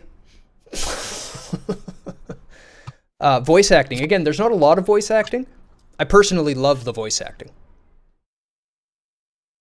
I've not used a lot, but used tactfully. There's emotion, there's relevance, there's conveyance of information, there's conveyance of tone. You can even look into what they're saying. Some people lie to you, and they have a tone to tell you they're lying.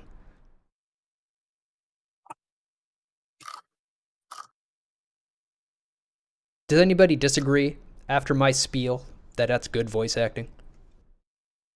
Does anybody have an argument?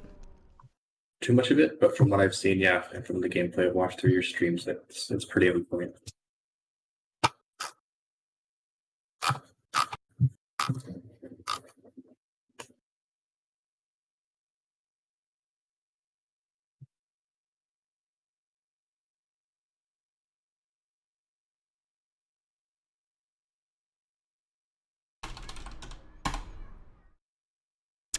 Sound effects, as Val was just saying, the ambient sound, on point. The weapon sounds, fantastic. The block sounds, perfect. The parry sound, obvious, rewarding, alerting. The backstab. At first, like the backstab, I don't know what I was expecting for it, but eventually you get that super satisfying feeling. You can tell that it's designed that way on purpose. That was their intent to have it that way. And it's once you actually get used to backstabbing, and then you get it, you just sit there just waiting for that noise because it's just very satisfying. As well as the effects that play when you actually down a boss. The title text comes up, even just like lighting a bonfire, and even just retrieving your souls. They have nice tones for that you get used to. Like even kind of trigger a little dopamine hit. You're like, yes, I did a thing.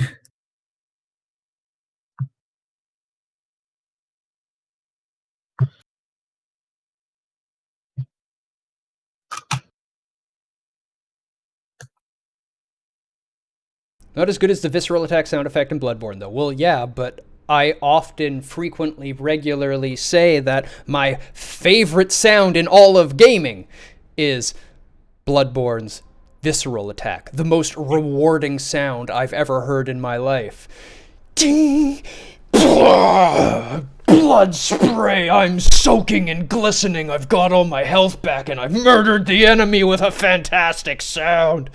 Best moment in gaming. Second best is the Mikiri. That's Sekiro. I think most of Sekiro's sound effects are just amazing. Anywhere from like the block to parry to attacking to just the I can't remember the death clips. The way they capture the like anime blood splat. Yep. It's the whoosh. It's just fantastic. Yep. Accessibility. The Q sound in the Mikiri. Yeah, gotta love that one. You did. Mikiri. I'm gonna give it the okay. There's a few instances on bosses. There's one instance on boss. The axe prosthetic swing sound is actually the same sound as the Kirkhammer made in Bloodborne. Asset reuse! You would never even really tell unless you're really looking for it, though, because it fits so well. I love asset reuse when it fits that well. I always preach it. If you can reuse your assets, do it. Save you money. So my one complaint on sound. Okay, we have subtitles. Everything is subtitled. We have button remapping in the remaster. Fully. We don't have colorblind options, but it's a fairly consistent, defined palette. There could be some colorblind issues. You know what? I'm going to actually probably lower it to a bad. Colorblind could cause issues. It does allow for rebinding of keys, volume sliders. One thing we should probably be touching on too that games need to start kind of dealing with is menu font sizes, which unfortunately is very hard to do, but is actually something that a lot of people, or not a lot, but people might need, and that's something that kind of needs to be done with subtitles as well. Is it just subtitle size? Yeah. For people out there who can, maybe not read smaller text as well, and if you can't adjust those things, well, now the game just unfortunately become inaccessible to you. Especially with 4K becoming a bigger thing, you've got a large range of people running in 1080 and then a fairly considerable chunk of people that have already gone to 4K, and without that scaling up in size, the text becomes onerous to read in 4K at times. Even for me, like I have like reading glasses for small print font, but on a 4K monitor without text scaling, I can't read that. And it's just like, certain games don't have that scaling, and now your UI is just unusable and unreadable to me. So it's something that some things are just. One thing I do want to talk about for Dark Souls accessibility, though, but a thing that kind of becomes a bit of a hot topic that people bring in, especially when the newer games are coming out, is difficulty settings. And there is a difference between a difficulty setting and the game being accessible. The game is the target audience for the game is for the game to be challenging and hard. Yeah. And that's not so much to exclude people who may have issues with, certain controllers and reaction time and stuff like that. But at the same part, they need to be able to make the game playable for them, but they don't actually have to put in an easy mode. The game should still be hard. They can put in tools that, can help them, maybe have them adjust certain things. But a lot of people say, well, the game doesn't have accessibility because there's no difficulty settings. And it's not always about that. And the target audience for it. If you're playing these games for it to be, it's not for you. If it's supposed to be something that, you want to be able to make it easy. That's not, story aside, that's not really like the point of it. The point of it is to, get your ass kicked a lot and then and get good. And a lot of people, I think some people get kind of caught up in that, and they find, even though the game, like even for me at first when I was trying to play it, the game was very hard and difficult for me, and it feels like it's something I can't enjoy because my reaction time isn't good enough, and it can feel kind of bad, like I get left out of this experience. But that's not always the case, because there's actually a lot of games that are like that. They're just not always as popular. Mm-hmm. Same thing can be said for a lot of management games. Like, there's a lot of military sims out there that do not have difficulty sliders to the point where I would need for it to be playable and enjoyable for me. And that's okay. I'm not the target audience, and they shouldn't have to, put that in for me just because I might decide to play it. And that's okay. So if we bring up accessibility with this, we want to make sure not to say an easy slap, but I think we're saying it's bad because it doesn't have difficulty. The way difficulty is fine. Reason why we're saying it's not good accessibility, because things like text options, colorblind mode, being able to support rebinding and stuff like that will allow people to play these games and be able to get good at them without having to make it just a journalist experience of just I want to just blow through it, because if that's the case, you can always just read it or have someone or watching a stream of it. Absolutely. You don't need to water down your game just to allow people to play it easier. Just make sure that they have the capability to play it and allow them to get better at it. Darkness, you're exactly right. Difficulty can be part of the design and integrated into it. Patho 2 is a good example. We did talk a little bit about it. I love that they have an intended difficulty on it. It totally made the feel of the world. If the difficulty wasn't there, the expression of the game doesn't get across properly. Still don't understand why control rebinding isn't an industry standard by now. I don't know either. It can be... People are stubborn and arrogant and thick-headed and think that their game should be controlled their way because it's their design. That's some of it. It's also just a bad resource. Yeah. It's harder, at least from like a producer standpoint, when you're trying to allocate time and resources to be like, all right, well, it only takes us a very small amount of time to make it work for this control set, and then that's it. And then, what? They justify it as, we'll make the games otherwise, and we'll focus on other areas. But it really boils down to this. They didn't put the time and resources in to add it. And a lot of times, it's kind of not even super challenging to do remappable controls. It can kind of become a difficult thing, whereas there's a lot of different controller schemes out there, and then you kind of fall into a pitfall of, you have to support a bunch of them.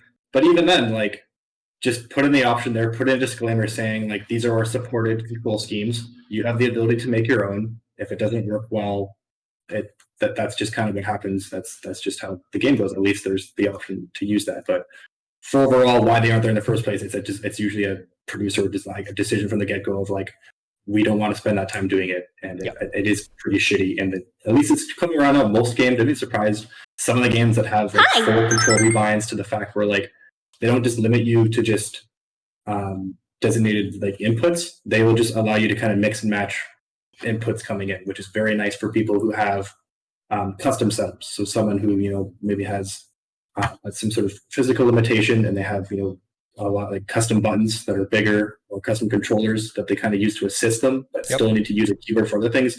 They're now allowed to combine those two things together, which I think is super awesome. Yeah. It used to be harder because there was no standardization on it, but nowadays if you go to start making a game and you look up how do I do rebindable controls, there are just solutions available for you. You don't have to dig and hunt and look for them. There's no more excuse. There's no more excuse. It's been done. It's been figured out. Okay? You don't have to innovate that side anymore. If you have it remappable, then the implied button/variable is referenced for control, so it leads to not being bad. Yeah, and you have to do it right from the beginning. But I mean, there's no, like I said, there's no excuse for not doing it right from the beginning in this day and age. There just isn't. Yeah. There's packages available. You don't need to reinvent the wheel. You can literally go out and buy a wheel and stick it on that buggy. There's no excuse. Even if that wasn't the case, we're in a day and age now where it should be expected that you're making this in the game. Yeah, it's a more open and understanding society that we've got today. We're more aware of other people's limitations and making things available to those audiences, not only because we want to include those people, but because you expand your potential sales market. You can sell to more people. Yay! Hey, Howlin' God, how's it going? We're spitting about Dark Souls, one of our favorite topics. Well, right now we were talking about accessibility and sales, but that's okay. Mechanics. Is there a doc for your review? There is. Let me... I haven't screwed anything up yet today, so I had to fail on something, and this was the one.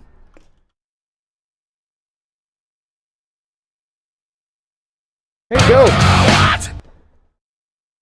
Meant to tell you in advance and hoped you could join us. I'm sure you have lots to say about the game. Yeah, like rebindable keys, I love used QWSD as it's more ergonomic. Interesting.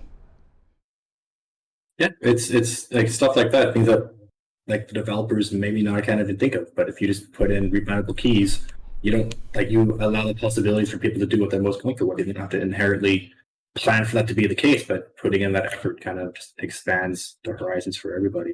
I think we're going a little late today. I'm okay with that, or if you're okay with that. Yeah, I'm good. Okay. I just wanted to touch real quick on your QWSD. Do you know where WASD actually came from? Does anybody know how WASD started? Because if you go back and you install classic Doom on a computer that can actually play it, and you go to play it, up, down, left, right are the arrow keys. And every game in that era was arrow keys to move by default. But they had rebinding. Do you know the story of this, Pseudo? I did at one point. I remember looking into this because for the same reason when I played Doom or little DOS games, it is just arrow keys. That was what it was for the longest time. And I remember I researched into this when looking at alternatives for left-handed gamers, because left-handed gamers can't use WSD as well. Yep. Kind of a pain, so they usually use IJKL. Yep.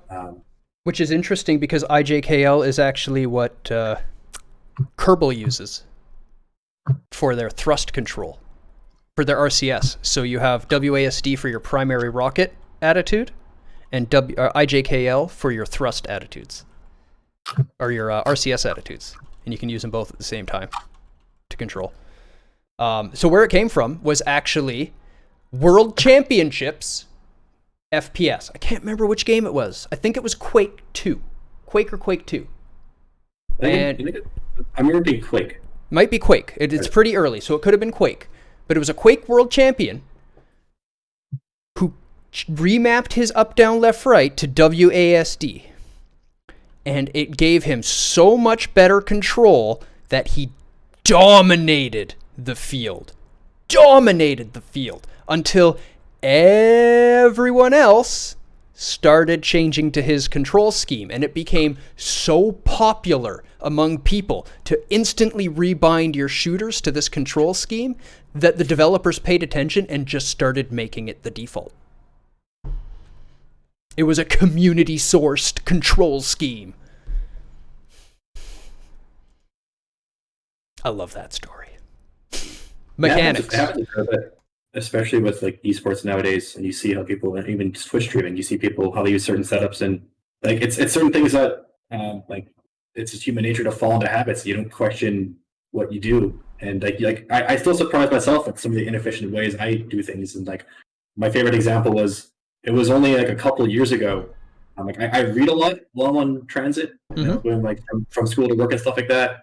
And I'd always just hold my bookmark in my hand, and it's always kind of annoying to flip the page and manage my bookmark. And I look up one day, and there's an older gentleman sitting across from me, and he takes out his bookmark, and he just puts it a few pages ahead of him, and he continues reading, and it just blew my mind that it's something so simple, and I definitely should have thought of that.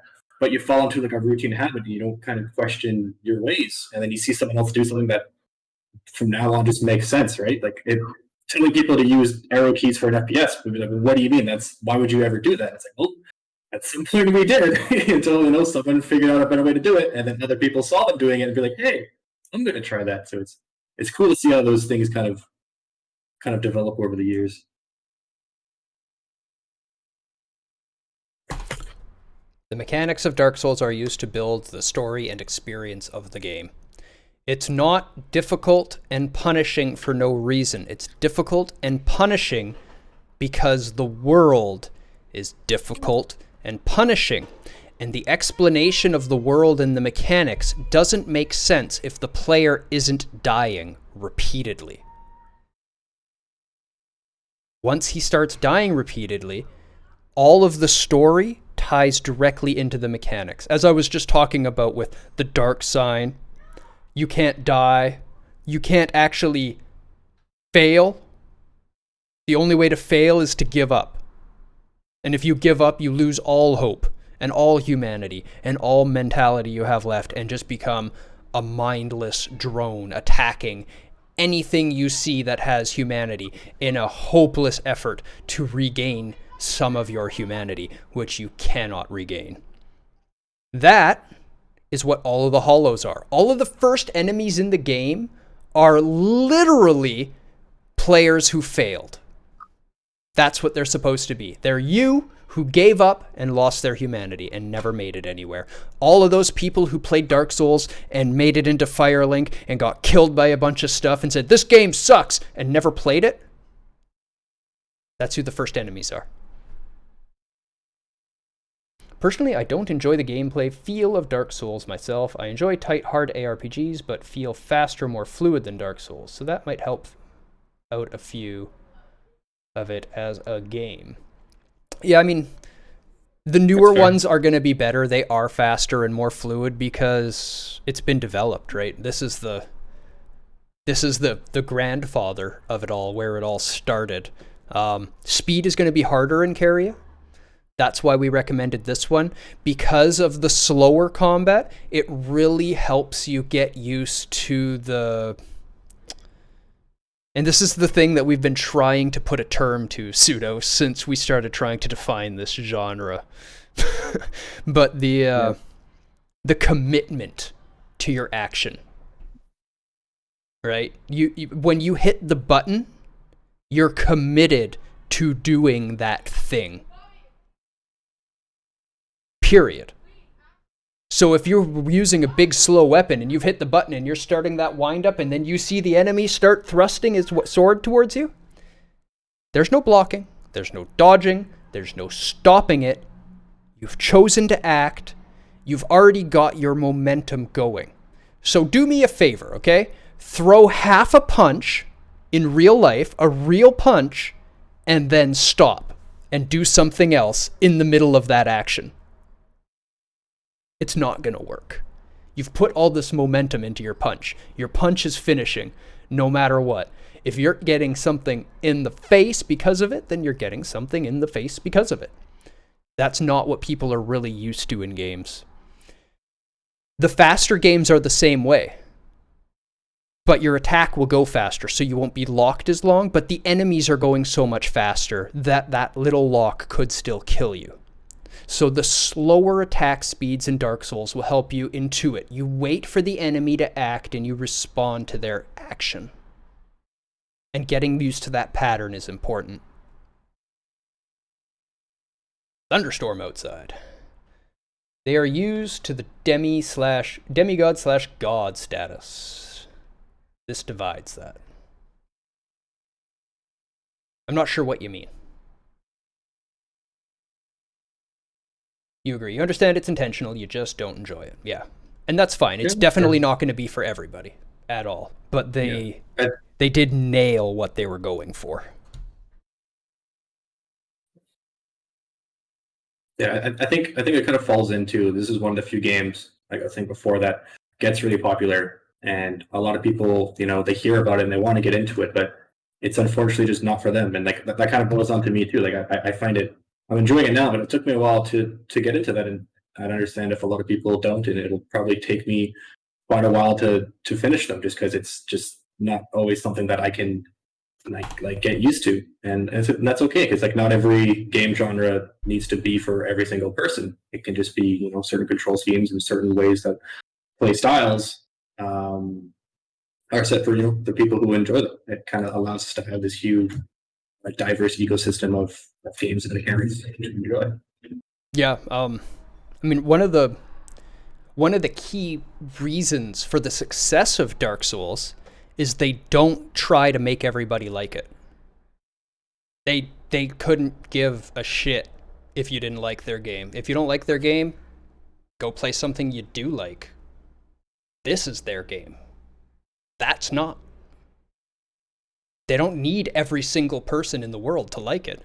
They have a small subset of people that like their game, but it's a hardcore subset, and they are fanatical fans because it appeals to a niche market that has been ignored and has nothing else to go to at the time.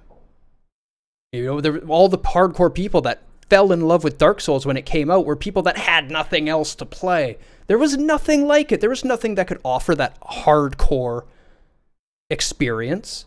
It's much more like playing an NES game. And that's why I ended up falling in love and coming back to gaming when I played these. Because I was like, hey, this is punishing, and I have to actually remember things and pay attention. And it brings back all that old school ideology to the game. Thank you. Val got it spot on, did he? I think low means they're used to characters who are basically superheroes from the start and who don't die easily. Yeah. So, not True King's Field was like Dark Souls. Kind of. Starters bring up, faster action games do have a same feel. Bosses will have attack patterns that you can't attack during, or I'm assuming greedy with, but there are openings. I think with Dark Souls, the point is that it's very methodical. And then the punishment is there, where a lot of kind of action RPGs, you don't really have to be thinking about a lot of the times the decisions you're going to be making and the attacks you're going to be doing. You can be more reactionary to what the boss is doing then, rather than pre-planning of, if I'm going to attack now, what is going to kind of happen to me? Because if I attack at the wrong time, he's going to just mess me up. Or if it does take getting used to, and it's still something I prefer Sekiro combat currently over Dark Souls, because I find that's a lot easier for me to it's a lot more forgiving when you're just spamming attack because you want to get in there, and then all of a sudden I need to block and get away, and you can disengage a lot easier. With Dark Souls, if you're in there, you need to be sure of what you're committing to and what you're doing and what you're attacking, rather than just trying to hit down that health bar. And it can be frustrating. It does take some getting used to, but it's definitely there for a reason. Also, Sekiro and Dark Souls as a comparison there. Sekiro is very forward movement, very aggressive, very engaging, all about pushing the pace, bringing the fight to the enemy, not letting the enemy have their way, attack, and you should be doing the initiating, which can be a lot more engaging for some people, whereas Dark Souls is much more patient. Some people will call it input reading or the like, but if you come at a from boss and you make the first movement, you make the first attack, you roll when they're in a stable state and not in the middle of something where they're ready to begin a command, they will punish you for your decision. Almost every time. They're going to say like, hey, I know that you're now locked in this thing. I can poke you. Sure. And is that input reading? Maybe, but it's also what you are doing to the boss at the same time. You're waiting to see how they move, and as soon as they start making that action, you respond. It becomes a patience waiting game, trying to get them to make the first move, trying to put yourself into a spot where it's safe to make a first move. Dark Souls should make you fear mobs. Even getting into a 2v1 can and often will end in tragedy if you don't play it well. Yeah, I agree. I love that even a one-on-one in Dark Souls, if you don't pay attention, you will die. You have to approach it as a serious enemy, even if it's just a hollow. I use the image all the time, but I think it is the perfect image for explaining Dark Souls. And it's one of the reasons why you always see that, like, when you watch people who die on boss fights, it's a lot of the time it's the last little 10%. Because you see that and you get excited and you stop, paying as much attention as you need to, and you just start trying to, get that boss down, and then he'll just punish you for it. This is the one that I'm always talking about, because I love it that it's Link. It's clearly Firelink Shrine, but it's Link. And, it's just like the start, and they've got the targeting mechanic on the traditional Zelda enemy. And typically what you do in Zelda, you run up and you hit attack a couple times, and the first enemy dies. You're like, okay, let's move on. And that's what he tries to do. And it turns around and murders him. That is exactly what happens in Dark Souls if you just run up to an enemy and attack it. It will fucking kill you. I like how you deal with group enemies in Bloodborne, Val. Just don't die and they won't have to go worry about dying. Just don't die and you won't have to go worry about dying. Yep. You hate those shithead skeletons. Yep. But it really does just capture that idea of Dark Souls very well. Now, if only I was better at bosses. That's what we all wish. I'm going to give the bugs an okay. You will not encounter bugs that will break your casual playthrough, but there are major bugs in the speedrunning community to trivialize areas of the game. Well, you see what Link needed there was a bottle with milk, which the skeleton likes. What was that from? Oh, that's what it made me think of. Okay. Made me think of The Last Unicorn. When they get to the castle, there's this skeleton that's talking to them to tell them where the secret passage is, and they have to give it wine. And they're just like pouring the wine through its mouth onto the steps, but it loves it so much that it tells them about it anyway. It's a great movie. RNG, good. The RNG is just drops from enemies and has no major weighting on the game. That's what you want in this game. You don't want RNG to influence the game. You want it to be a curated, expected. You haven't seen The Last Unicorn since you were a kid. I loved that movie when I was a kid. And Control. If anybody argues that it's good, speak now or forever hold your peace.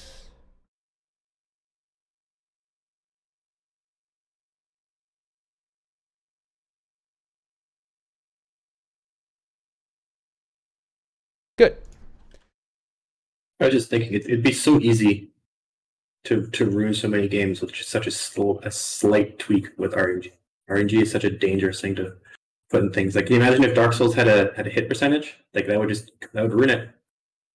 It's good, unless I miss my backstabs. Then it sucks.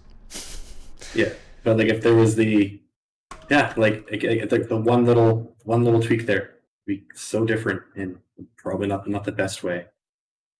But certain games like shooters, it's not always terrible, especially like loot shooters.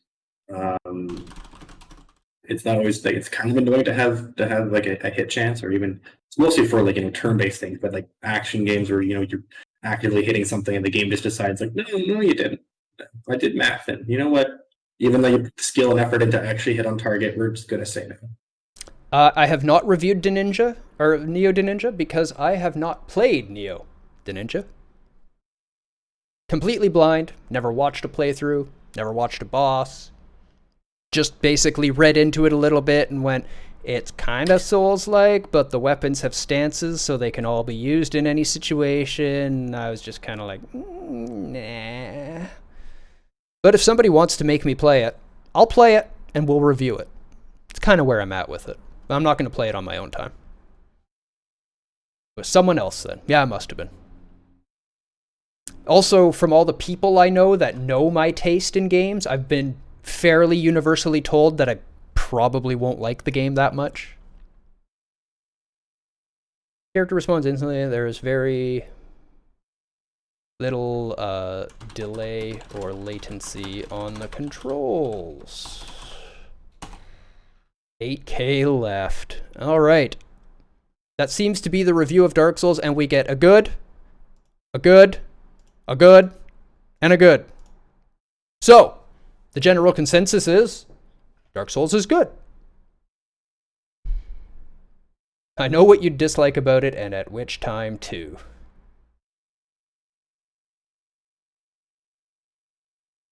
But I am playing The Surge and The Surge 2 on my own. I do like those ones. Those are great. I love the level design in The Surge. The combat pisses me off to no end, but the level design in The Surge is so fucking great that I keep on wanting to go back to it. Two good makes one great. We don't have any greats, but all four being good is pretty fucking great. Not very many games get all goods on our review. Yeah, I think one or two so far have gotten all good. Yeah, it's pretty hard to hit every... And that's not always a bad thing. Like, your game doesn't necessarily have to be well written to be a good game, but it's something that we can highlight that it's just part of the thing that wasn't there. And especially when it comes down to like indie games and resource management, it doesn't always make sense to, make sure your game has great writing before you ship it if it's going to add another 6 months or another year to your development cycle. Mm-hmm. But we do need to highlight the games that do all four subjects very well. Yeah. So the purpose of this isn't to say this game is better than that game, and there's no comparison between games in our review system. Can't be done. What was Patho's rating, just out of curiosity? Well, we don't give a rating, but let me pull it up for you. Do I still have it? I do. That's how it ended up finishing it. Writing, fantastic. Loved the writing. Accessibility, it needs work on. There was a lot of bugs. The AI broke regularly when I opened a door. The combat control left much to be desired. Actually, you should go back and listen to that, because we had a really, really interesting conversation about how we could have just removed combat from the game entirely to make it a better game. Yeah, I think if they removed combat, it would be a good for gameplay. Yeah. Most likely. Yeah, I think we could have gotten a good under control and a couple others if they would have changed combat. But yeah, the style of the game, fantastic, above expectation. Sound effects, above expectation. Writing, above expectation across the board. Performance was good enough. I mean, the load times suck on console, as you know. There's some frame drops and some issues in the close-ups. Animation was kind of blocky and chunky at times, but in general, didn't pull me out of the game. Musical score wasn't there a lot, but what was there was well enough. It never didn't fit. Same with the voice acting. Voice acting that was good, but a lot of it was just kind of okay, mainly due to budget. But we loved the sound effects. The mechanics would have been a good if it wasn't for combat, because we love the doctoring, we love the surgery, we love the brewing, we love the different potions and stuff. RNG perfectly applied. That summarizes it. Do you agree, Darkness? Does that sound fair to you?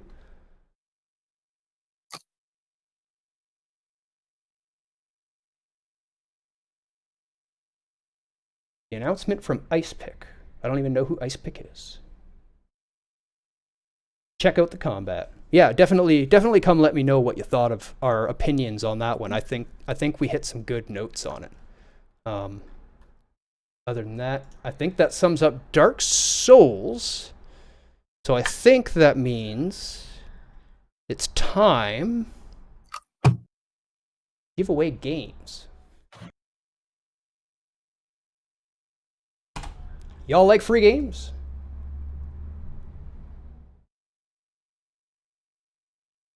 You're mixed on combat, but we'll have to see discussion. Yeah. As it is, you gotta agree, the combat is not a highlight of the game. You got the most important thing about Dark Souls. Praise the sun! Was it just quality of voice acting? I would have liked more voice acting. I understand they can't put it in. They definitely would have gotten a better score on the voice acting with more of it. But some of the voice acting was just kind of humdrum, monotone. But again, it's an indie project. It's a low budget project. And the amount of voice acting they actually had in it was pretty staggering. Like, it gets an okay because we're looking at it on the grand scheme of things, but it didn't get a bad as an indie project with voice acting, which is actually above most indie titles that we talk about. The thing to remember, the English voices aren't as good as the Russian by far. Yeah, I could totally see that as well. I'm sure they were a secondary thought, considering Russian is a large portion of their market. But to keep in mind when we're talking about games, a bad doesn't mean it's a bad game. We're really isolating individual areas of the game. And even Dark Souls, one of my favorite games of all time, has a couple okays and a bad in there. Even Bloodborne gets some okays. The fact that it has no bads sets it apart. Yeah, it's if you don't want to give the game a bad because you like it, then it's not a true and faithful review. And we really want people to be able to use these going forward, to actually rely on them and rely on the information in them.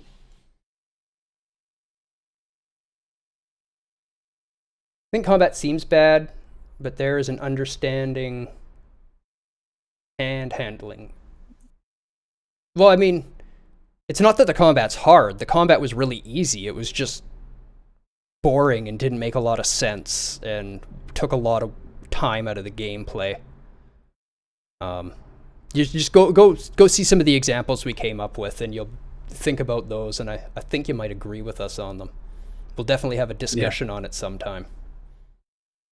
Yeah, I'd like to hear what they thought on it as well. Like, if you could post our Discord sometime and talk about it, because like our thing might not have fit the full theme of the game, but a quick synopsis of it is basically just, not having combat as it was at all and replacing it with different kind of mechanics, similar to something that like Outlast had, where, a bit more to the theme of the helplessness of you can't always just fight your way out of every situation. How about this? I have to type a bunch of names out, so you can discuss with him what we thought of it if you want. I'm happy for that. Sure. That'll entertain while I do this. Sure. We talked about it for a fair bit, so I'll kind of briefly go over it. But what we were saying is it does feel like an afterthought, and then the developers were kind of excusing it as saying that, well, he's a doctor. They wouldn't be able to fight too well anyways, and it feels kind of a cop-out to say that when, if that was the case, the doctor probably shouldn't be fighting, which might be okay. If the combat itself looked very, clunky, and hitboxes were funky and wasn't polished, I think it would have been better if they kind of just cut it out and replaced it with something like a mechanic, as in, like, when there's trouble, you need to, get the guards to come help you. And then depending on your reputation with, the city, if you've been breaking into houses or not, depends on how, fast the guards' response will be, or if they'll even help you at all. It kind of adds a bit more depth to, not screwing everyone over, as well as, it would need some tweaking on the enemy front side of things, but kind of pulls in that feeling of, helplessness that people feel when they're in a crisis such as this, where there are people trying to take advantage of the situation, or, to cause trouble, and you're not just going to be able to punch out 3 people as one. If you are a doctor, if you get into that trouble, you're going to have to deal with it a different way. Maybe, you can craft something such as like a pepper spray, or some sort of, disorienting effect that you can drop on them, or other ways that wasn't just, you just send uppercuts and send up more uppercuts and then send more uppercuts until, they fall down. There's definitely something they could have, supplemented that wasn't just a kind of half-baked first-person punching system.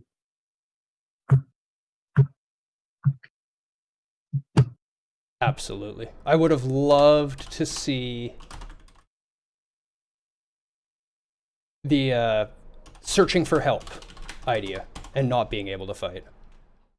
The punching isn't fleshed out, yeah. So our argument is, instead of trying to force a non-fleshed out combat system into the game, take that time to actually look through and reimagine that combat system. Yeah, like you can still have weapons. Like I think weapons would have been fine. Maybe even just being able to intimidate would have been nice. Um, Avoid a lot of stuff rather than just kind of murder hoboing a bunch of people at times. It's definitely like there for a reason, but it really kind of, at least in my opinion, it detracted from the experience a little bit with the repetitiveness of the punching. As a system not in depth, would I feel the idea of combat and the purpose is intended and important to some extent? Yeah, so imagine their combat is still there, but instead of just ending up fighting some guy and throwing a few punches, all of a sudden you now have to worry, I can't actually defend myself. He's a thug and a mugger and out to cause harm, and I'm not trained in combat. He fights way more than I do. Instead of punching him and backing up for a little bit and forward and wasting a bit of time and knocking him out and then getting a bunch of stuff for it, I'm helpless. I have to run, I have to find somebody to help me, and if nobody likes me in this part of town, I'm truly on my own. It helps build that dystopian, alone, sort of dark feeling, and it also adds an extra layer of worth and value to the the opinion of you within an area, which I found was an interesting system, but completely underutilized. Like, it was cool that all of a sudden people liked me in there, but I never saw any actual impact on the game that would tell me that it matters that people like me. You know what I mean? Yeah, and like there could still be the combat, but it's just that like the clunkiness of the fist can just be replaced with stuff. It could have, even if it's something that was like reactionary, like blocking or parrying or dodging or something like that, rather than just sending uppercuts. And it's just a part of the thing that I think could have been improved if it just wasn't there. And I do understand the importance of it, but given the resources and effort they probably put into that, had they just maybe cut that and redid it in a slightly different way, then you think it would have been better. But this is also, of course, just speculation. This could have been something that they tried, and then during gameplay trials, turns out it just doesn't work, doesn't feel right, and that's maybe why they rolled with what they had. So we're not. This isn't like a definitive. This is how it should have been. This is, of course, just like an opinionated discussion, up to anyone's interpretation to gauge on actually how well it would actually be implemented. Having changed barter values with reps would have been interesting. Yep, I agree. I wish it would have tied to the barter value for that zone a little bit more. And yeah, again, they made a better game than we have. Just flat out. But it's always fun to talk about how a game could have been better, because even the best games could have been better. And if we don't take a look at it and figure out where those shortcomings are, then no one will ever make a better one, right? But like, if you get hated, shops won't sell, people won't trade. Okay, see, that's cool, but I would have liked more to it. Because I never got hated, I got liked, and then I came down to no one cares, and liked and no one cares, and people not caring about me and people liking me, there was no difference. So yeah, imagine you can't help yourself, you've got to run for safety, but if you're liked, when you call out for help as the guy attacks you, guards will come running. If you're not liked, you've literally got to run for your life as you can't fight. It gives you that helpless feeling, right? I think it would have been a better game. My understanding of games and how I've played them, I think it would have been a better experience, a more impactful experience on me. I would have been more afraid of my life in those situations, instead of just kind of frustrated and annoyed, like, fuck, now I've got to spend this time punching this guy until he probably runs away from me. And that was really all it was. I felt like a champion boxer doctor, if anything.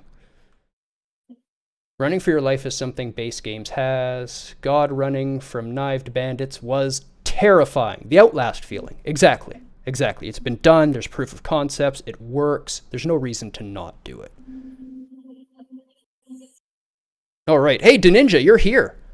There's still a game for you that hasn't been claimed. You won a game, Deninja, and you haven't picked it up yet, so make sure you ping me either in Twitch or on Discord, and I'll hit you with the link for your game. Raven, for some reason I haven't gotten you yours yet, and Snow, I've still got you on the list as well. Well, just take it and give it to somebody else. I literally have nothing else to do with it. You've won it. Give it to somebody. If you don't want it, give it away. How's that? Huh? Know any kids? Give it to them. It's called Destiny or Fate. It seemed like an interesting game. Let's give away some more.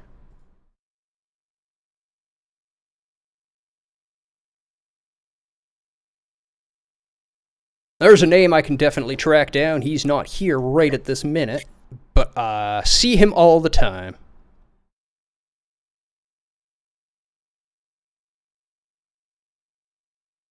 At the Darkness gets it. Okay.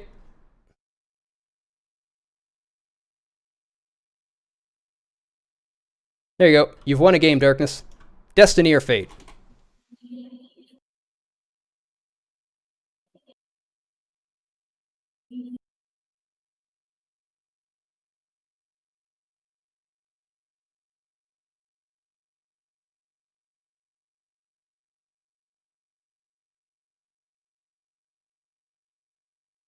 Never heard of it. Cool. I'll have to try it out. Yep.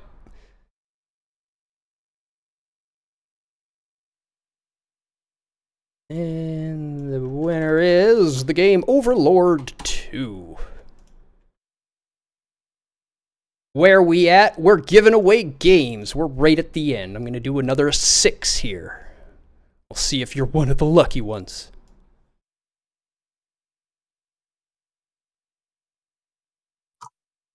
Damn nice indeed. Hey, it's another Frenum. I like giving stuff to Frenum. Frenum's amazing. Shoutouts to Frenum if you ever get a chance to check out his streams and you like old Genesis games. He's a good guy to watch. Oh, and that's the perfect game for him. He loves retro and it's Pac-Man. Good luck, anyone. Bed for me here, too. Sleep well in Caria. Thank you very much for joining us this evening. Slay the Spire kind of card battler, which is the tag. The right name for the genre. Yep.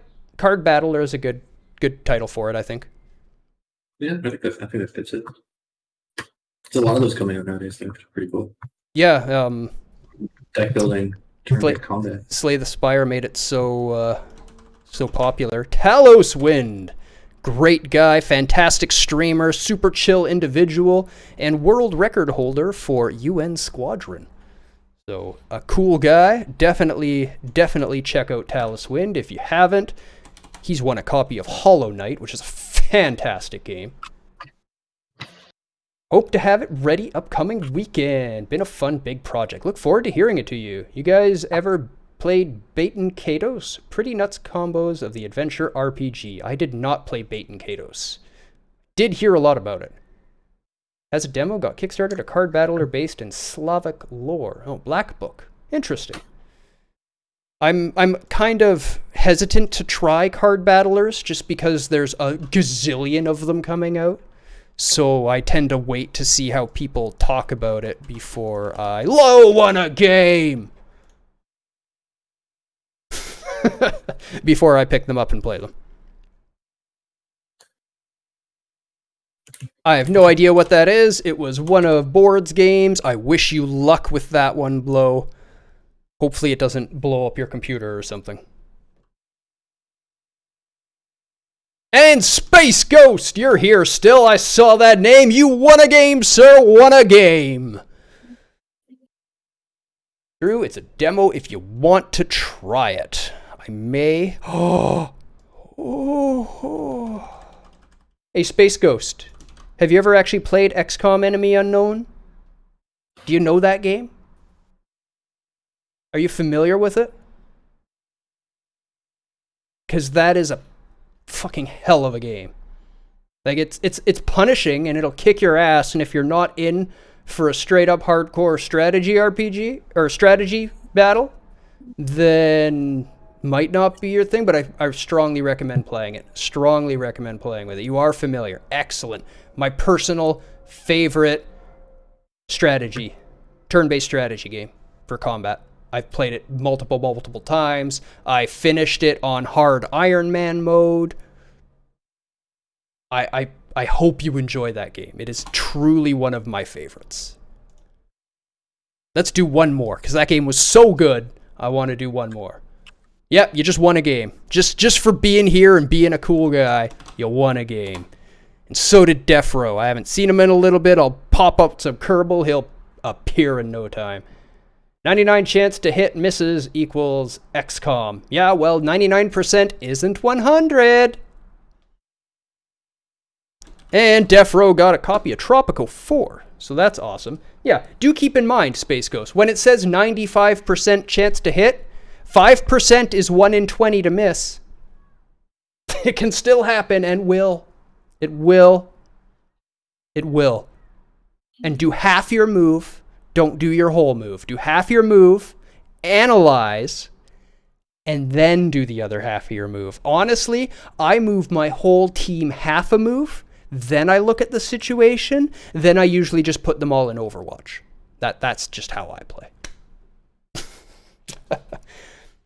So, Pseudo, I had fun. You have fun? Yeah, of course. How about all you guys? Did you guys have fun? I hope you enjoyed the discussion. It was fun to pick those two games apart. They were both super interesting games to talk about. There was no shortage of topics, as the 6:30 time proves. Was a blast as always. I'm super happy you enjoyed Incaria. Low had fun. Space Ghost is throwing the GGs. So thank you very much for that. 'Twas a fun panel. Even Pookie enjoyed it, so we must have done something right. Nighty-night, Incaria. Sleep well. I'm going to be right back. I'm not going to be long. I'm going to finish this. I'm going to take a dab. And then I'm coming back with some Bloodborne, I believe. So come do Bloodborne lore discussions. Fun. Yeah. Who doesn't want to talk about Bloodborne? Okay. Until then, I'm Deus. And I'm Pseudo. Have yourselves a fantastic Saturday, and may all your shots be headshots.